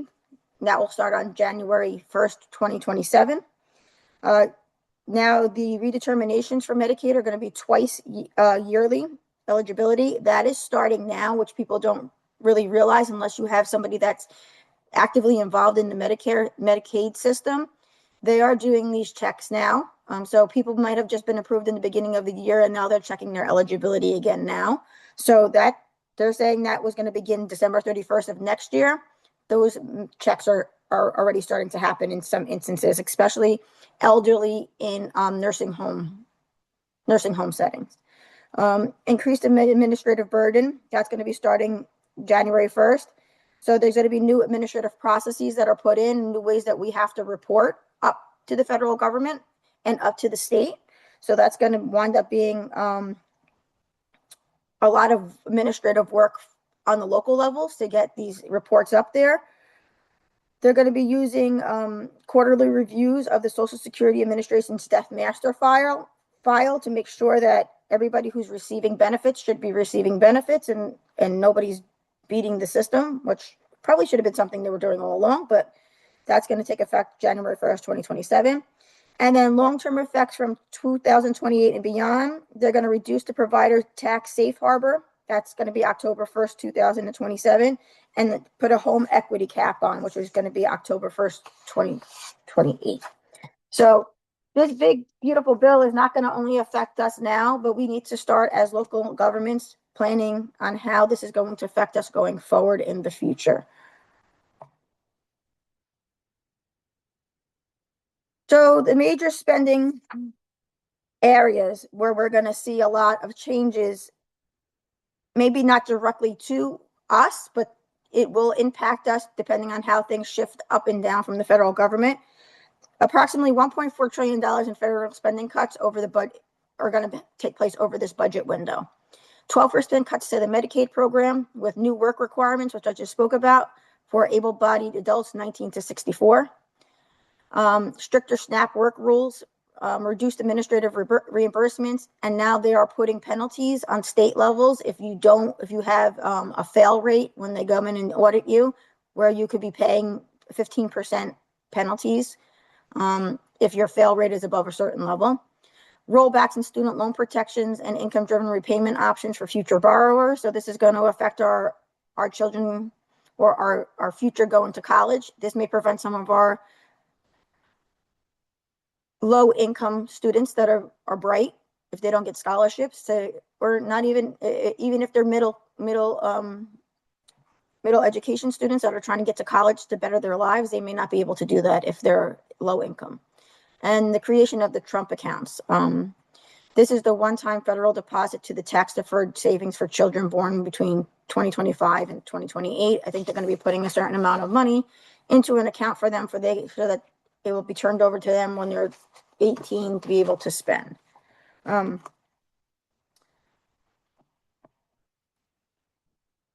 go back. Other federal policy areas in OBA is the immigration and border security. Really doesn't affect us too much on a local level, but it does affect on the state level. Energy and environment, this does, because if you get any type of energy credits or you have any energy grants to do like solar in your municipalities or any of those things, your grants will probably no longer be coming your way. National security, significant increases to the defense infrastructure and FAA. We are going to wind up having hits to the infrastructure, and I'll get into that shortly. And the debt ceiling increase for the federal debt limit by $5 trillion, which we all pay for at some point in time. So what are some direct fiscal impacts on New Jersey local governments of the OBA? There's going to be a lot of cost shifting from federal to state and local budgets as the federal support declines. So one thing that we did in Bergen County is we kind of looked at what our risk rate was if we, as of tomorrow, lost all of our federal grants. Okay, I mean, could that possibly happen? Yes. Is it Going to happen? Probably not. But we have to look at, if it did happen, what does it mean to our budget, right? So we get about $60 million in federal grants that pass through Bergen County. And when I say pass through, you may be getting it from the state of New Jersey, but a lot of the state of New Jersey grants come from the federal government. So if the federal government cuts their funding, that means the state funding's cut. That means ultimately there's a trickle down effect. What would your budget do right now if you lost the amount of money you get in federal funding? That's a lot of money to make up. And even for a big county like Bergen County, $60 million is a significant amount of money for us to lose over time. A lot of our grants support salaries and wages for people. I mean, then you're talking about having to do layoff plans and other options like that, which you don't really want to talk about in an economy that's not the greatest right now when it comes to finding employment. So projected multi-billion-dollar reductions in federal Medicaid funding to New Jersey, and people are like, well, how does that really affect local and state government? When Medicaid funding is cut and we have elderly, we have people with disabilities that no longer receive that funding, but do still need those services, how do we provide those services to them? Are we just going to say, you know what, we can't do it and cut them out of our budget? Or are we going to figure out a way as local government to support people that actually need the support? Pressures on state budget to backfill health and human service cuts will downstream impacts on the municipal aid. Very true. Especially for local governments. A lot of local governments get state aid. Your state aid numbers are probably going to be cut back more and more if money has to be reallocated other places, and like to health and human services to continue a Medicaid program, to continue a SNAP program. So what does that mean to local governments that use state aid to help balance their budgets? Local governments face increased reliance on property taxes or service cuts to balance budgets. So where I see a problem here, and I'm sure everybody will, is in one area we're saying we're going to have to cut all this stuff. So we're cutting services, and at the same time we're going to have to raise taxes. So the people who are already being affected by the service cuts are now getting an increase to their taxes also. So they're kind of getting double hit for things. And those mostly are the low income families that can't afford it to begin with. So, I mean, we're going to have very big shifts in the poor, the middle class, and the rich, I think, when this bill officially rolls out. And it's going to be a matter of who can help who. So Medicaid and the public health implications. 12% nationwide cuts to Medicaid reduces federal payments to New Jersey health systems. There's a new work requirement that increases the churn and administrative workload for county welfare and human services agencies.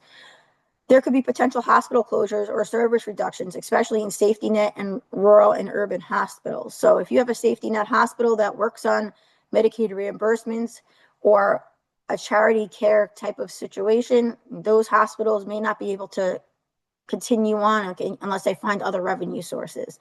Local public health agency may see increase of uncompensated care and demand for crisis services.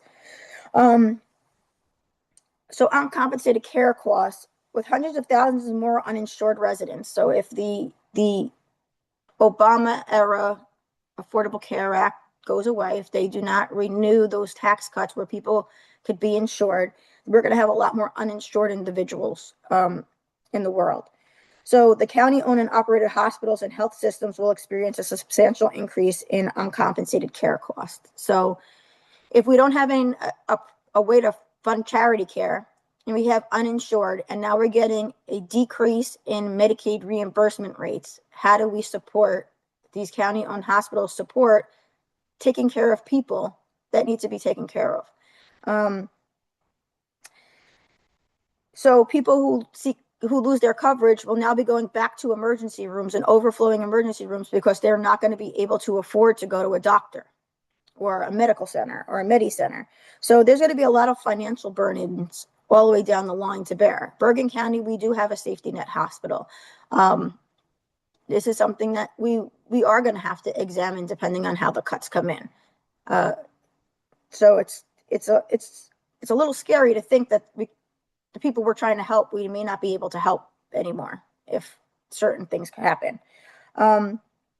Effective October 1st, 2026, so basically a year from now, the federal matching rate for emergency Medicaid services providers to individuals who would otherwise be eligible for expansion coverage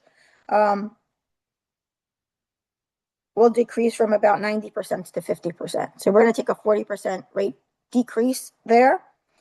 And then the state is going to shift those millions of dollars to state and county hospitals to kind of cover those items. I spoke about already the mandatory eligibility redetermination. So twice a year now through New Jersey Family Care. Medicaid expansion is going to happen. So it used to happen once a year. Now it's going to start happening every 6 months. So now if there's an elderly person in a nursing home, they're going to have to be checked for redetermination every 6 months. So God forbid something happens and they become ineligible based on the requirements. What happens to that elderly person that can't afford to live on their own, is not medically safe to live on their own, but can't pay for a nursing home setting? What happens to those individuals? I mean, these are the things that are going to come out of this. The implementing of work requirements. So if you're an able-bodied individual, and that would be determined, I guess, by some type of federal and state requirement to say if you're considered an able-bodied individual between the ages of 19 and 64 years old, you will have to go to work and you would be supplemented at that point. So maybe you're 64 years old and you're not in good health, but it's determined that you are in good health based on whatever these protocol comes up with to determine that you're an able-bodied individual. What happens to you then? If you can't physically work, but you don't meet the Medicaid requirements, and now you don't have coverage. So this is going to reduce crucial services. So the cuts in funding are critical for mental health, because mental health is one of the big areas that are on the table of cuts. Substance use disorders.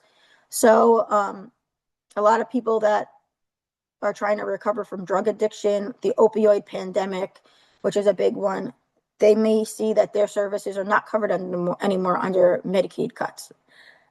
School-based health services, so the things that typically are provided in school when children don't have the ability to get it outside of school. Many students that don't have or can't afford medical coverage go under New Jersey Family Care. So family care there also affects the school systems. And then you're going to have fewer home and community-based services, because you're not going to be able to they're not going to be able to get money from local and state agencies to continue on with their services. So there's a lot of trickle-down effect here when one item gets cut. So I can say personally, the redetermination is happening because my grandmother, unfortunately, has dementia and is in a nursing home. And my mother went through the whole determination thing in the beginning of the year, and now she just got like a 14-page NJ Start redetermination with all these things on it that should have been axed the first time and now is being axed again. So the redeterminations are happening now, even though they're saying they're not going to happen until 2026. They're going to be doing a lot of playing catch up, I believe, but they're happening now. So we may have some elderly, some disabled that may lose their Medicaid coverage, that we would have to supplement somehow if we're going to continue to provide the services to them. So SNAP and food security impacts. So reduce federal reimbursements for SNAP administrative costs to the states, new state cost sharing obligations if error rates exceed the federal threshold, which I spoke about that earlier. Potential reduction in federal benefit levels and caseloads as work rules tighten, and likely increased demand for local food pantries, nonprofits, and municipal social services. So we've experienced this in a way. When the federal shutdown occurred and SNAP was about to run out of funding, there was many county governments that were trying to figure out a way to in an emergent situation to fund the difference in their counties for these SNAP programs.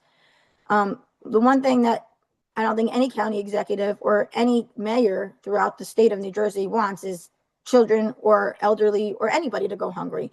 So they were putting their heads together to figure out how to do this.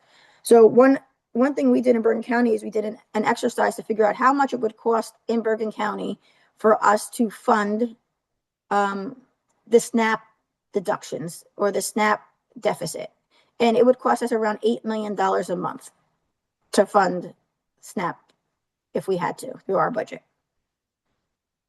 I see you took your mic off, John. You want to say something? No, and if you think about it, our fund balance right now sits around 91 million. That would gut our fund balance, more than gut our fund balance, because we would have to declare an emergency in order to do it, then pay for it in next year's budget. So it really was an impossible task to cover. And it's not sustainable. So even if you figured out a way to cover it for this year, right? In an emergency situation, how do you sustain $8 million in a county budget indefinitely going forward? And that, as the SNAP benefits get cut, that need is just going to grow. So maybe that 8 million is now going to grow to 15 million or 20 million. So how do you do that on a local level to support a program that is really in need? It's very hard to say how we would handle that if it was cut to the extent that we would have to step in and help people. Food pantries is something big during the pandemic that happened, and there was a lot of food pantries that came about. Food security, we have a food security task force in Bergen County that we do summits and all of these things, but how do we continue to fund pantries if we don't have any money coming in to fund our programs to push it out to the pantries? So where do these pantries get the food from that people need? Don't forget, a lot of these not-for-profits rely on governments, local and county governments, to provide them grants or pass-through grants to fund their operations. If we don't have the money to fund it, then how do we help them fund their operations? So there's no really good answer to this. And planning is essential in order to make sure that these services remain, because you don't want people going hungry either. Rescinding of federal grants and local project impacts. So this is a big one that I don't think many people are thinking about right now, or maybe people are thinking about right now. But if you're a local or state government, a local or county government, this is something you really should be thinking about right now. So I would do the exercise that we kind of did in Bergen County, figuring out how much money we could possibly lose from federal cuts to programs, federal grants, and how would that trickle down and affect how we function as county government, right? So we have a ton of things that happened. So there was the rescinded, they're going to be rescinding beach replenishment projects. That should have happened this year. So I'm not sure if that has happened because I don't have a beach in our county. But we have specific projects where an Avalon, Stone Harbor, and Ocean City were canceled. Local communities are now responsible for funding the short-term repairs and maintenance of their beaches. So if we have big storms and coastal flooding that take away their sand from the beaches, it's going to now be on the wildwoods, the beach towns and beach counties to replenish their sand. What does that mean in the future? You know, or what if they can't replenish the sand? What if it costs too much money? Solar for all program funding. So the OBA eliminated the greenhouse gas reduction fund, which included about $7 billion for solar for all programs nationwide. At one time, there was a really big push to have solar panels. So PSE&G did roll out quite a few programs, or wherever you are in the state, they might have rolled out programs to help get solar panels onto your county buildings or your local municipal buildings or whatever it may be. With those going away, how do we continue to now maintain what the infrastructure we have already put on there, right? So, or to expand it. So the cancellation has halted plans by New Jersey Board of Public Utilities and partners to deploy solar projects across the state, including Rutgers. Community earmarked projects. So we've had community earmarked projects that come through the Congress that give money for specific items. So over $200 million in federal funding for a variety of projects were approved that will now may be lost if they pull back that funding. So in Middletown Township, they lost nearly 5.9 million for a water mitigation and management project. Passaic County lost about 1.2 million for streetscaping along the Great Falls Gateway. Patterson lost about $1 million to rehabilitate the Johnny Briggs baseball field, and another 188,000 to hire social workers for substance use disorder services. Woodland Park lost about 1.9 million for traffic circle and sewer line projects. So not only is this money is going to start affecting our infrastructure, so how do we keep up with that as local governments that have utilities that rely on money from the federal government to help fix certain things like water mitigation, flooding. One of the big ones that I want to talk about is the Community Development Block Grant, because people don't realize that the CDBG, or Community Development Block Grant, impacts a lot of things throughout our state. The main areas that will be affected by this, and the proposal is to eliminate Community Development Block Grants totally. They will be gone.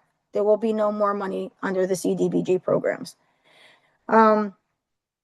So the areas that will be affected would be infrastructure and public facilities, affordable housing and blight reduction, public services and nonprofits, economic development, local budgets, and property taxes.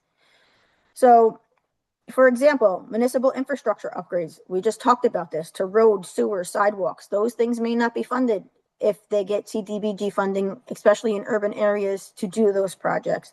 Nonprofit building upgrades. So if you have a nonprofit organization that you help sustain their building upgrades for them so that they can continue to function, that will not be done anymore.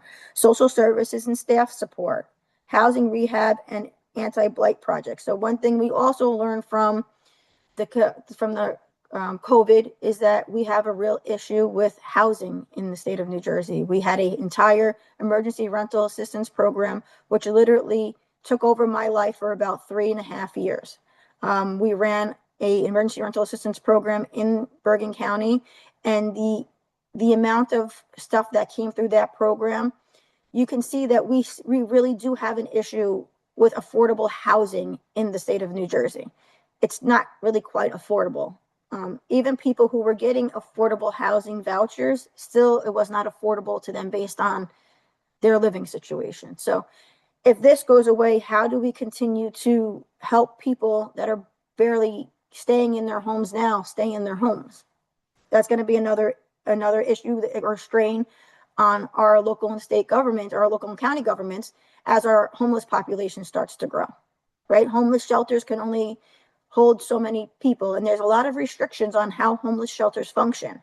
So you have transitional housing centers and you have homeless shelters, and they both have different sets of rules on how they function. So how do we keep people in homes, keep people warm, and not overload the shelters at this point?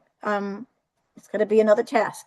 And local and economic development and job support programs. So in Bergen County, Passaic County, and Jersey City and elsewhere, they all do some type of economic development and job support program.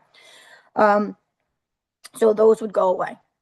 We wouldn't be able to fund them, or we would have to figure out a way, if the program was crucial, how to get it into a county budget or a local budget. And with the way our budgets are right now, I'm sure we're all feeling it. Budgets are not the easiest things to balance right now.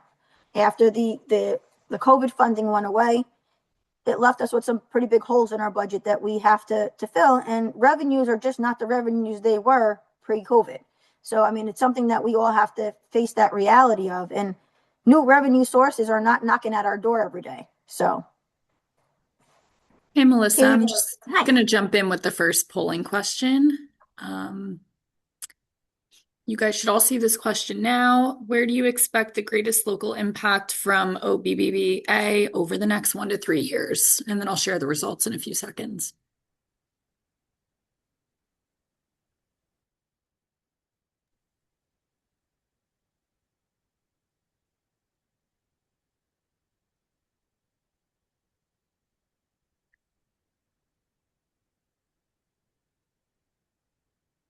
Right.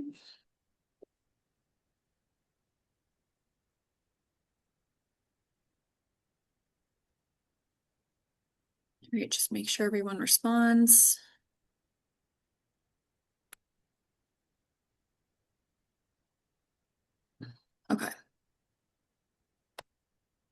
You should see those results now.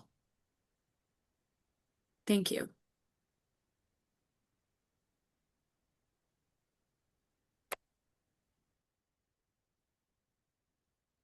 So to continue on, some of the areas where we're going to talk about CDBG funding affecting, and I think some people don't even realize it at this point, unless you're in a very big county or if you're in a urban area, is smaller towns in areas like Passaic, Bergen, and Somerset County could lose their funding for sewer upgrades and ADA accessible public building improvements. So that could be an issue for the people that are not mobile, wheelchair bound.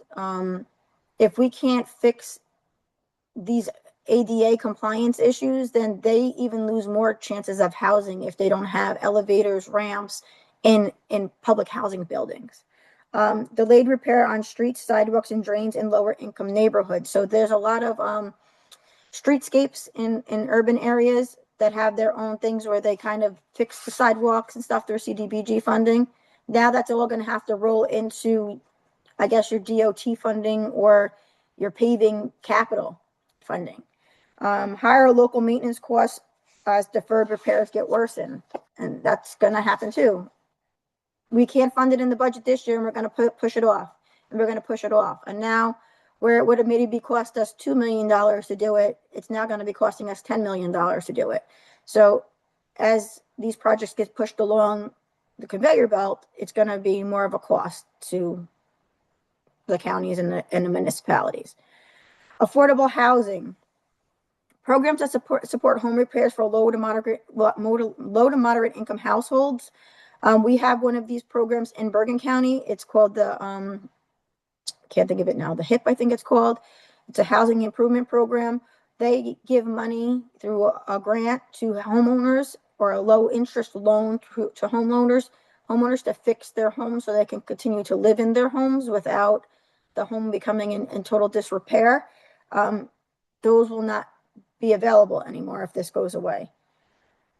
That will also, it's going to lead to even bigger issues where fewer homes are going to be brought up to code, and there's going to be worsening housing conditions. You're going to have people living in houses that are probably shouldn't be living in. And then if something does happen and the housing enforcement comes and shuts them down, now where do those people go? Neighborhoods with older housing stock, such as Camden, Passaic, may see increased blight without funds for demolition or rehab. So that's other things that can happen. Local governments often allocate CDBG funds for nonprofits that provide services for job training, senior services, youth program, and homeless services. Especially cities like Jersey City. Jersey City has a lot of money that they put towards from CDBGs to their homeless services. Without that, then we are not serving a part of the population that needs to be served. So these are just some of the areas under CDBG, and there's many more that that will be cut once this happens.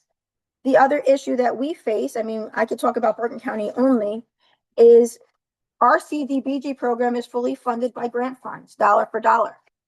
What happens if we lose those money, that money? What happens to our whole community development block grant program? All the employees that have been there for years, what happens to them? Do we make the decision to now bring them in-house without grant funding? Or is it something that you have to look at to try to not absorb another couple $1 million in salary and wages plus all of their operational needs and raise our county budget that's already strained? So, I mean, it's things that this is not only, it's going to affect how people actually live in a term.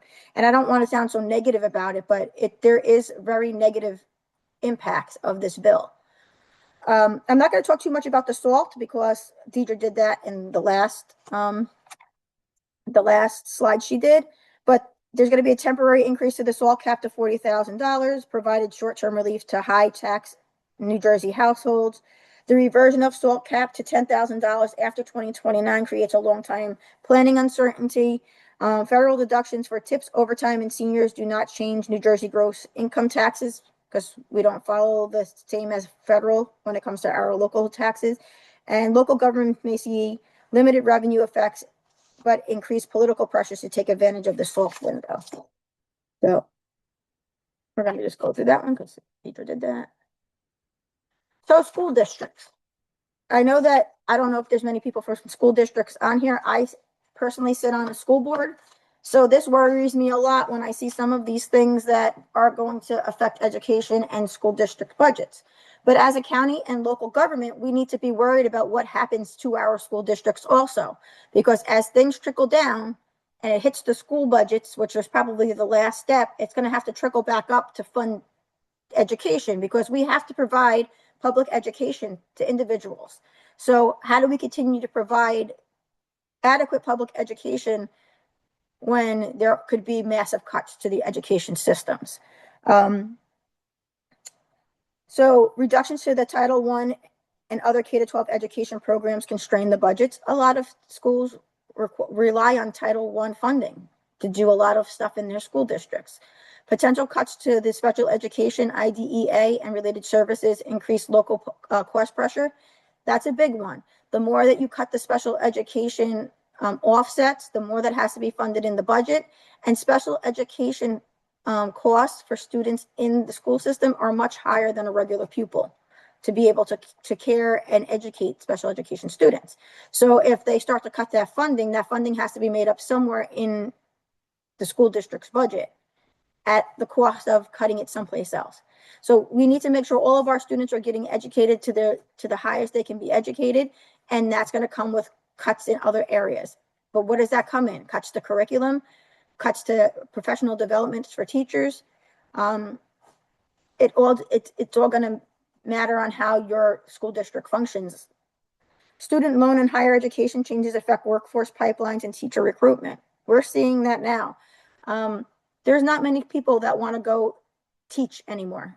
COVID has changed the landscape of people going into the education system. If we think about it, teachers are not the best paid individuals in the world, but they do a lot of work to make sure that our children are safe every day that they're in their care. So kids are not going to school to be teachers anymore. Kids are going to school now to be something where they're going to come out of school and think they're going to make a six-figure salary, and that's not a teacher. So it takes a very special set of people to go into school to become a teacher, and we're losing the youth in that. And private school subsidy mechanisms may divert families and indirectly shift enrollment and funding. So this is one of the things that this OBA wants to do, is they want to provide voucher programs so that people get to choose if they want to go to a private school or a public school, and then it'll give you some type of funding to push people out of the public school system, basically to private school settings if they can afford it. If not, then they stay in a public school setting where they're going to be facing deeper cuts. So one thing that stands out to me with this is with the SNAP benefits, which we talked about before. SNAP benefits is one of the main things that drive the low income meal programs, the low and reduced free lunch programs. If those meals get cut, if that funding gets cut, that means some of these kids are not going to be eligible for free or low income and free lunch. So one thing that COVID showed us is that some of these children, the only places they eat breakfast and lunch are in a school setting. So if that funding's cut and they are not eligible, or if they change the brackets for who is eligible and who is not based on income, what happens to those students that now get their main meals at school, now are not getting any meals for the day? So it really becomes a moral issue also in the long run on how do we keep these kids safe and eating and carrying on with life just like everybody else. The Title I cuts is going to affect the poorer urban areas, right? So they will receive less funding for essential resources such as tutors, smaller class sizes, and educational support, and negatively impacting the student achievement and potentially leading to staff reductions in areas that are struggling with this now. So we're going to take areas that are struggling with the services they get and make it even harder by cutting more funding from them.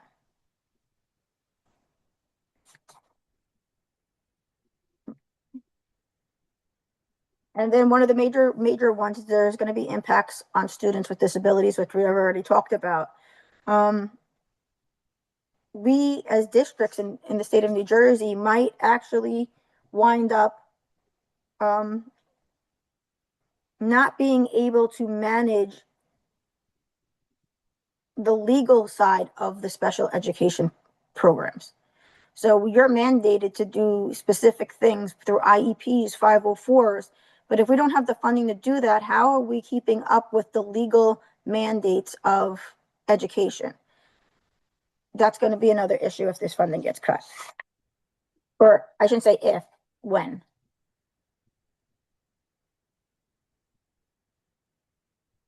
And then we have the impacts on student well-being. Mental health is a very big thing has come from the pandemic that is usually taken care of in schools when parents don't have the ability to take them to outside counseling. So what happens when we have increased mental health issues, when kids are not eating, they're failing school, they're not focusing, and now we're taking away mental health support because it's not being funded anymore? How do we continue to help these students through this process? And it may be something that has to be funded on a local or county level through a mental health department to bring in services for these students if the school districts can't do it anymore. I don't think there's an option to take this away from students. They need the support, and I think we as a society should be required to give them that support, but that's just my personal opinion. I just don't think any kid should struggle.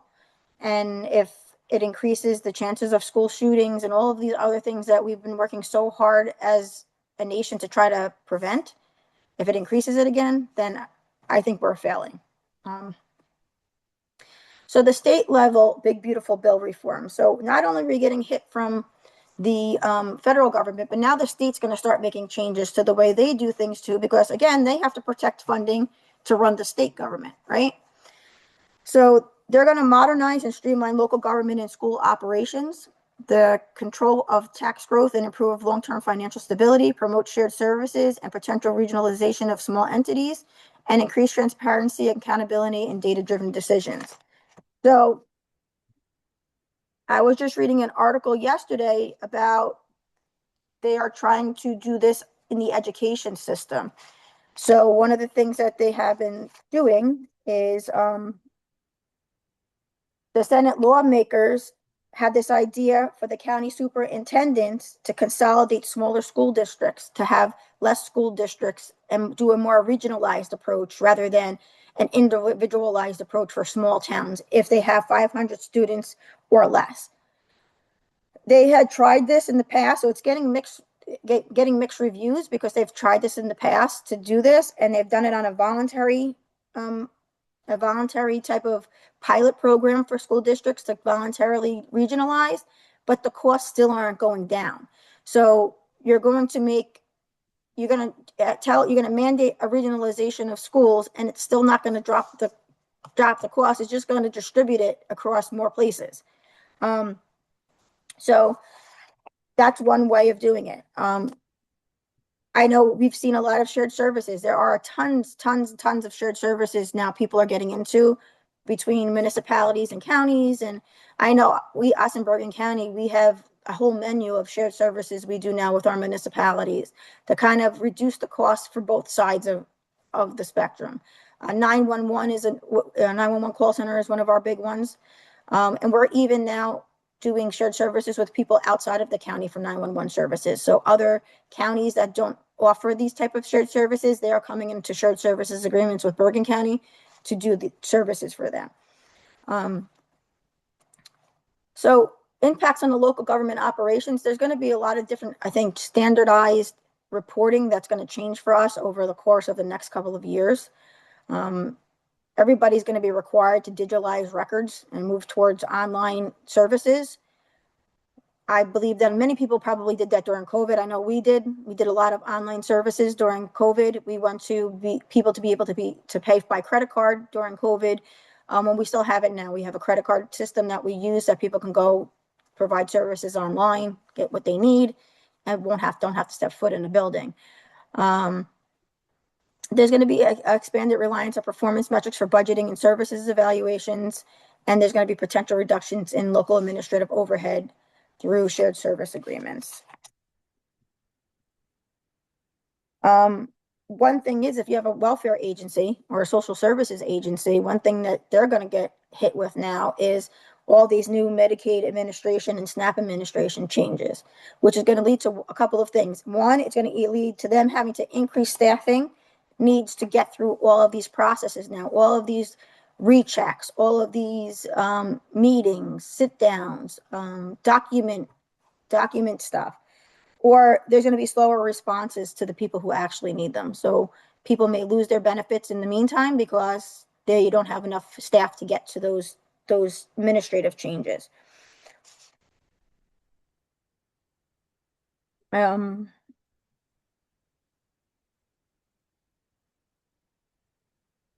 of the things too that they've talked about in the New Jersey, there is the hospital fee tax, or it's called the I can't think of it now. What is our hospital program called, John? The county option tax program? Option tax, yes. So they've put a freeze on the county option tax program for anybody new coming into the program, but people that are already in the program, I think they're maxing them out at a certain percentage right now until they get that all under consideration. The county option tax program is to help support the hospitals.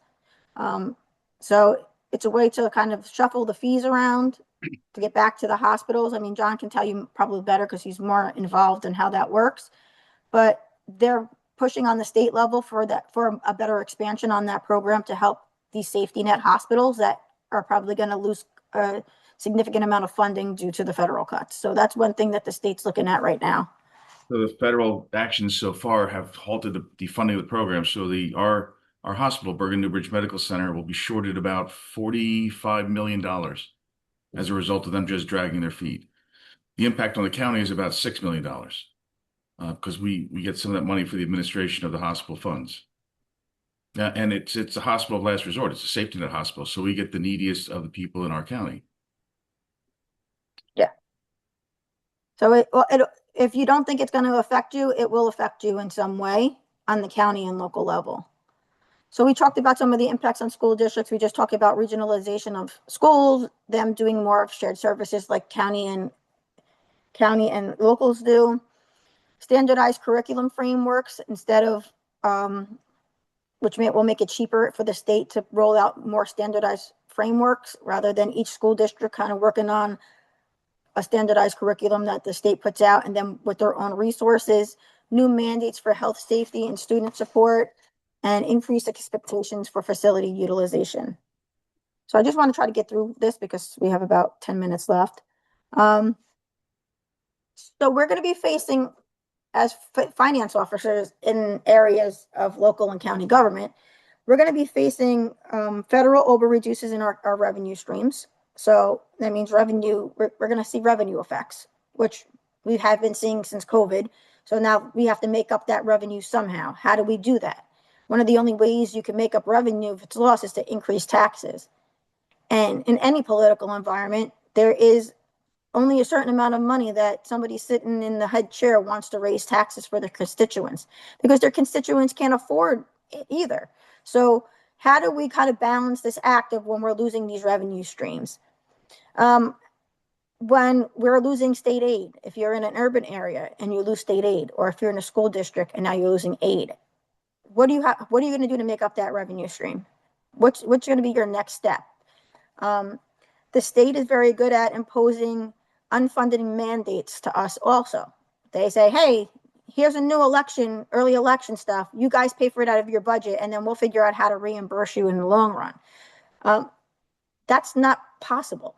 Like we finally got around it by getting a grant through the state, but it's going to be very hard for a state level to give us these unfunded mandates that we need to be funding when our budget can barely fund what we have in our budgets right now.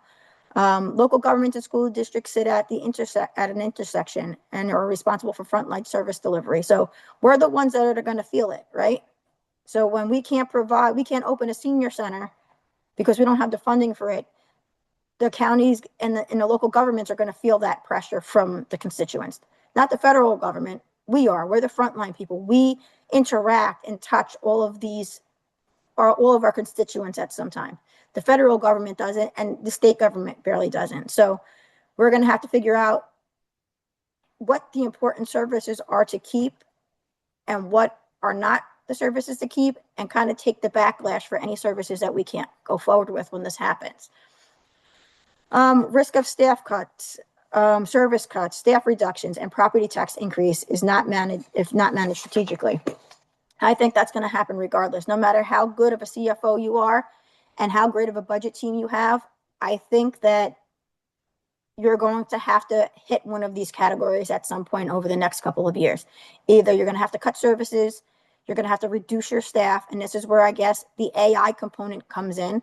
If we could figure out how to better utilize AI, maybe we can cut your staff down in your office from 20 to 15. I don't know, but staff reductions is going to be something that's going to happen, especially when grant cuts come in there and they're funded by grants. And if you can't find another revenue source, then property taxes are going to go up. And we live in a state that's not affordable as it is. So I don't know how much more people can take in property tax increases. So I want to just go to some mitigation strategies. I want to go flip through because so these are some of the ways that you can right now start planning and phasing in awareness and assessments to figure out how at risk you actually are. I'm sure some people don't even realize how at risk they are. So phase 1, which was the 0 to 6 months phase, so we've passed that already. The 0 to 6 month phase has passed because this came in July 1st. So July, August, September, October, November, December. We're at 6 months right now. So it's saying that you should conduct a rapid impact analysis, right? Analyze the programs, model potential budget shortfalls, model your budgets based on an alteration in state aid or an alteration in grant cuts, and kind of figure out where that leads you. And then that can lead you to having conversations that need to be had with county municipal administrators or school administrators to say, hey, listen, I'm not saying this is going to happen, but if it does happen, this is where it leaves us. We need to start having these hard conversations. You want to explore ways to fill those funding gaps. So if you're losing money now, if CDBG goes away January 1st, how do you fill that funding gap? How do you keep those services, keep those employees, provide what's needed through that program? How do you do it? You got to figure that out now. You can't wait till January 1st when all the services are cut off and say, hey, now you're sitting there and now you're going to have a lapse in your program. And maybe the thing is that you're not going to have a program anymore. But I think that we owe it to our constituents to let them know why those programs are not going to happen anymore. Or if we have to explore like a short-term borrowing or something of that nature to kind of help with this. And those target leaders for that will be your finance officers and your business administrators for your school district. Hey, come to the finance officer and say, listen, this is going to happen. Is there any way we can make this up? And those are going to be bigger conversations. And establish clear communication channels. I think it's very important that all of the heads of everything start to communicate a little bit better. So this talks about using the GFOA, using the NJAC, using all of these organizations that are out there to help each type of individual in county government or municipal government, having them work together with legislators to kind of figure out how to do this, because you can't do it as an individual person. And every single one of us, every county, every municipality, we all have different ways that we are made up and the way we do things. And how does nobody get lost in the shuffle? Because what may work great for Bergen County may not work great for Salem County, right? So we got to figure out how we do this without hurting anybody in this process. So phase 2 would be planning and alignment, which would be between now and 18 months. Formal, internal, and cross-agency working groups. So having finance, HR, IT, operations, and instruction start working together to figure out how we can maybe do shared services with each other to lessen cost in certain areas. Develop shared services and consolidation feasibility studies. if we took two school districts and we combined them, how is it feasible? You know, can it work? Can every child get to school on time? We don't know. Create multiple year financial plans and engaging unions, boards, councils, because that's all going to matter. And then executing your plan, which is going to be about 1.5 to 5 years from now. This is going to roll out, so you got to be ready for executing this for all those 5 years. And I could send the PowerPoint if anybody wants to look at it. I can send it out to everybody since we're kind of going through it because we only have like 4 minutes left. And optimizing your improvements. So I guess some of the questions we should be looking at now is, what are we seeing now? What are the early signs that we're seeing now on the ground? And I think I kind of brought up some examples of what we're seeing and how it's affecting us. And like I said, every municipality, county, and school district will be affected differently. But I think we need to start looking at how it's affecting us so we can come up with better plans. I don't know if there's any questions, but There were two. One, Mike Garino is agreeing that it's the OBA is looking less beautiful. The other one was, I'm not sure how to take the comment, but could some of the reduction in federal funding be offset by trying to reduce the corruption, waste, fraud, and abuse at the state and local levels? That was more of a snarky comment, so we'll move on. Maybe their community, but I don't think ours is. So, is there one more, Bud? Q&A. Here we go. Nope, that's it. We're done. Yeah, I mean, I thought the towns probably are going to have an issue if the counties are going to have to raise taxes because of the additional costs that they're going to be seeing with the lack of funding, and same thing with the schools. There's going to be pressure on the municipalities, right, to absorb some of the increases that they're seeing from, or might be seeing from county and schools, and to also not increase their rut along with the increase in the levy that's associated. I think those are going to be things that we're going to have to push back against. and unfortunately, it's really hard when we're up against a 2% cap, right? So it's very hard for us to increase anything, to absorb anything when the 2% cap sits there and halts us from doing things that we have to do now. So how do we add more with a 2% cap? Well, I think this year is another perfect storm. We've got the health benefit crisis, going up by 36.5%. I know ours was originally going up by 19.5%, but we were able to work with the unions and get it down to 11.6 through plan design. But there's so much pressure from the outside. I know in talking to the director of the division, he's aware of all the pressures, and it's almost it's a perfect storm. How do they deal with it? Because they can't just change the cap laws. They can make the 1-year exceptions, but that fixes this year. But it still means a huge increase in taxes. Right, and there's going to be a town council is going to feel the pressure, right? Because the schools are going up X%, and they're really the dog in the tail wagging contest, right? So, how many times have we heard an elected official, with good intentions, wanting to minimize the increase of the school taxes by reducing the municipal taxes or decreasing the increase? So putting more fiscal strain on the towns. And that's why it has to be a collaborative effort. I mean, all the parties involved have to kind of figure this out together, because if one doesn't want to cooperate, it affects everybody else that's in the mix. I mean, and John was just talking about how our unions were very good with us to come to the table and sit down with us about the health insurance issue. Had they not been, it would have been a 19.5% increase, and that's what it would have been. There's not going to be unions out there that are as open as our unions were, but I think it has to be explained to them that this is what it is, and if you don't come to the table, this is what could happen. You can only withstand so much of the storm at one time.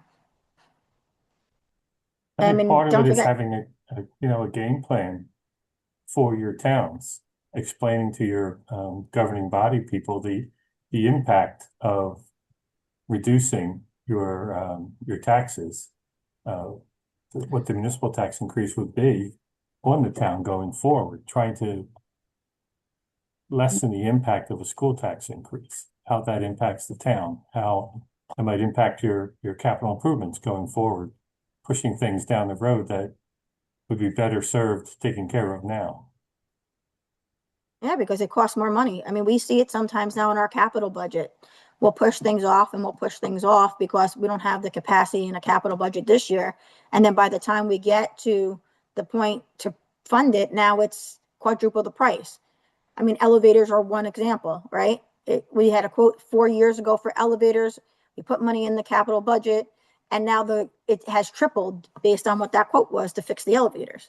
So you can only push things down the road for so long before they become dangerous or become too expensive. So We did have one more polling question on this topic, just to get it out of the way before we're done here. So, last question is, how actively is your entity planning for potential federal cost shifting? I'll leave it open and then share.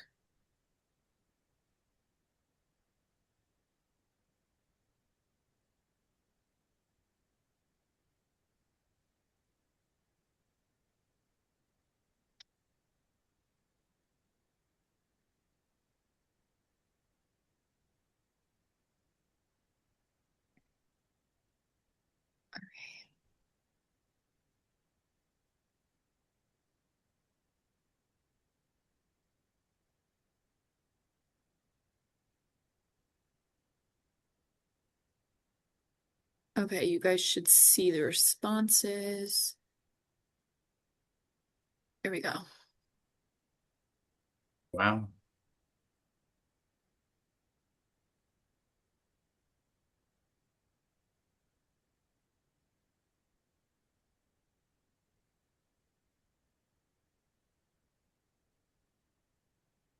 I think my advice would be, I think you all should start discussing it at least. That would be my advice.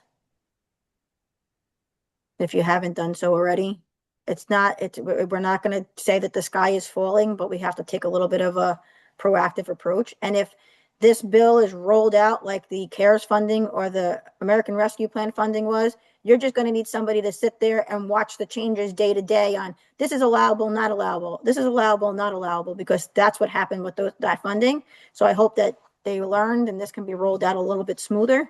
But I would just say start to plan on it.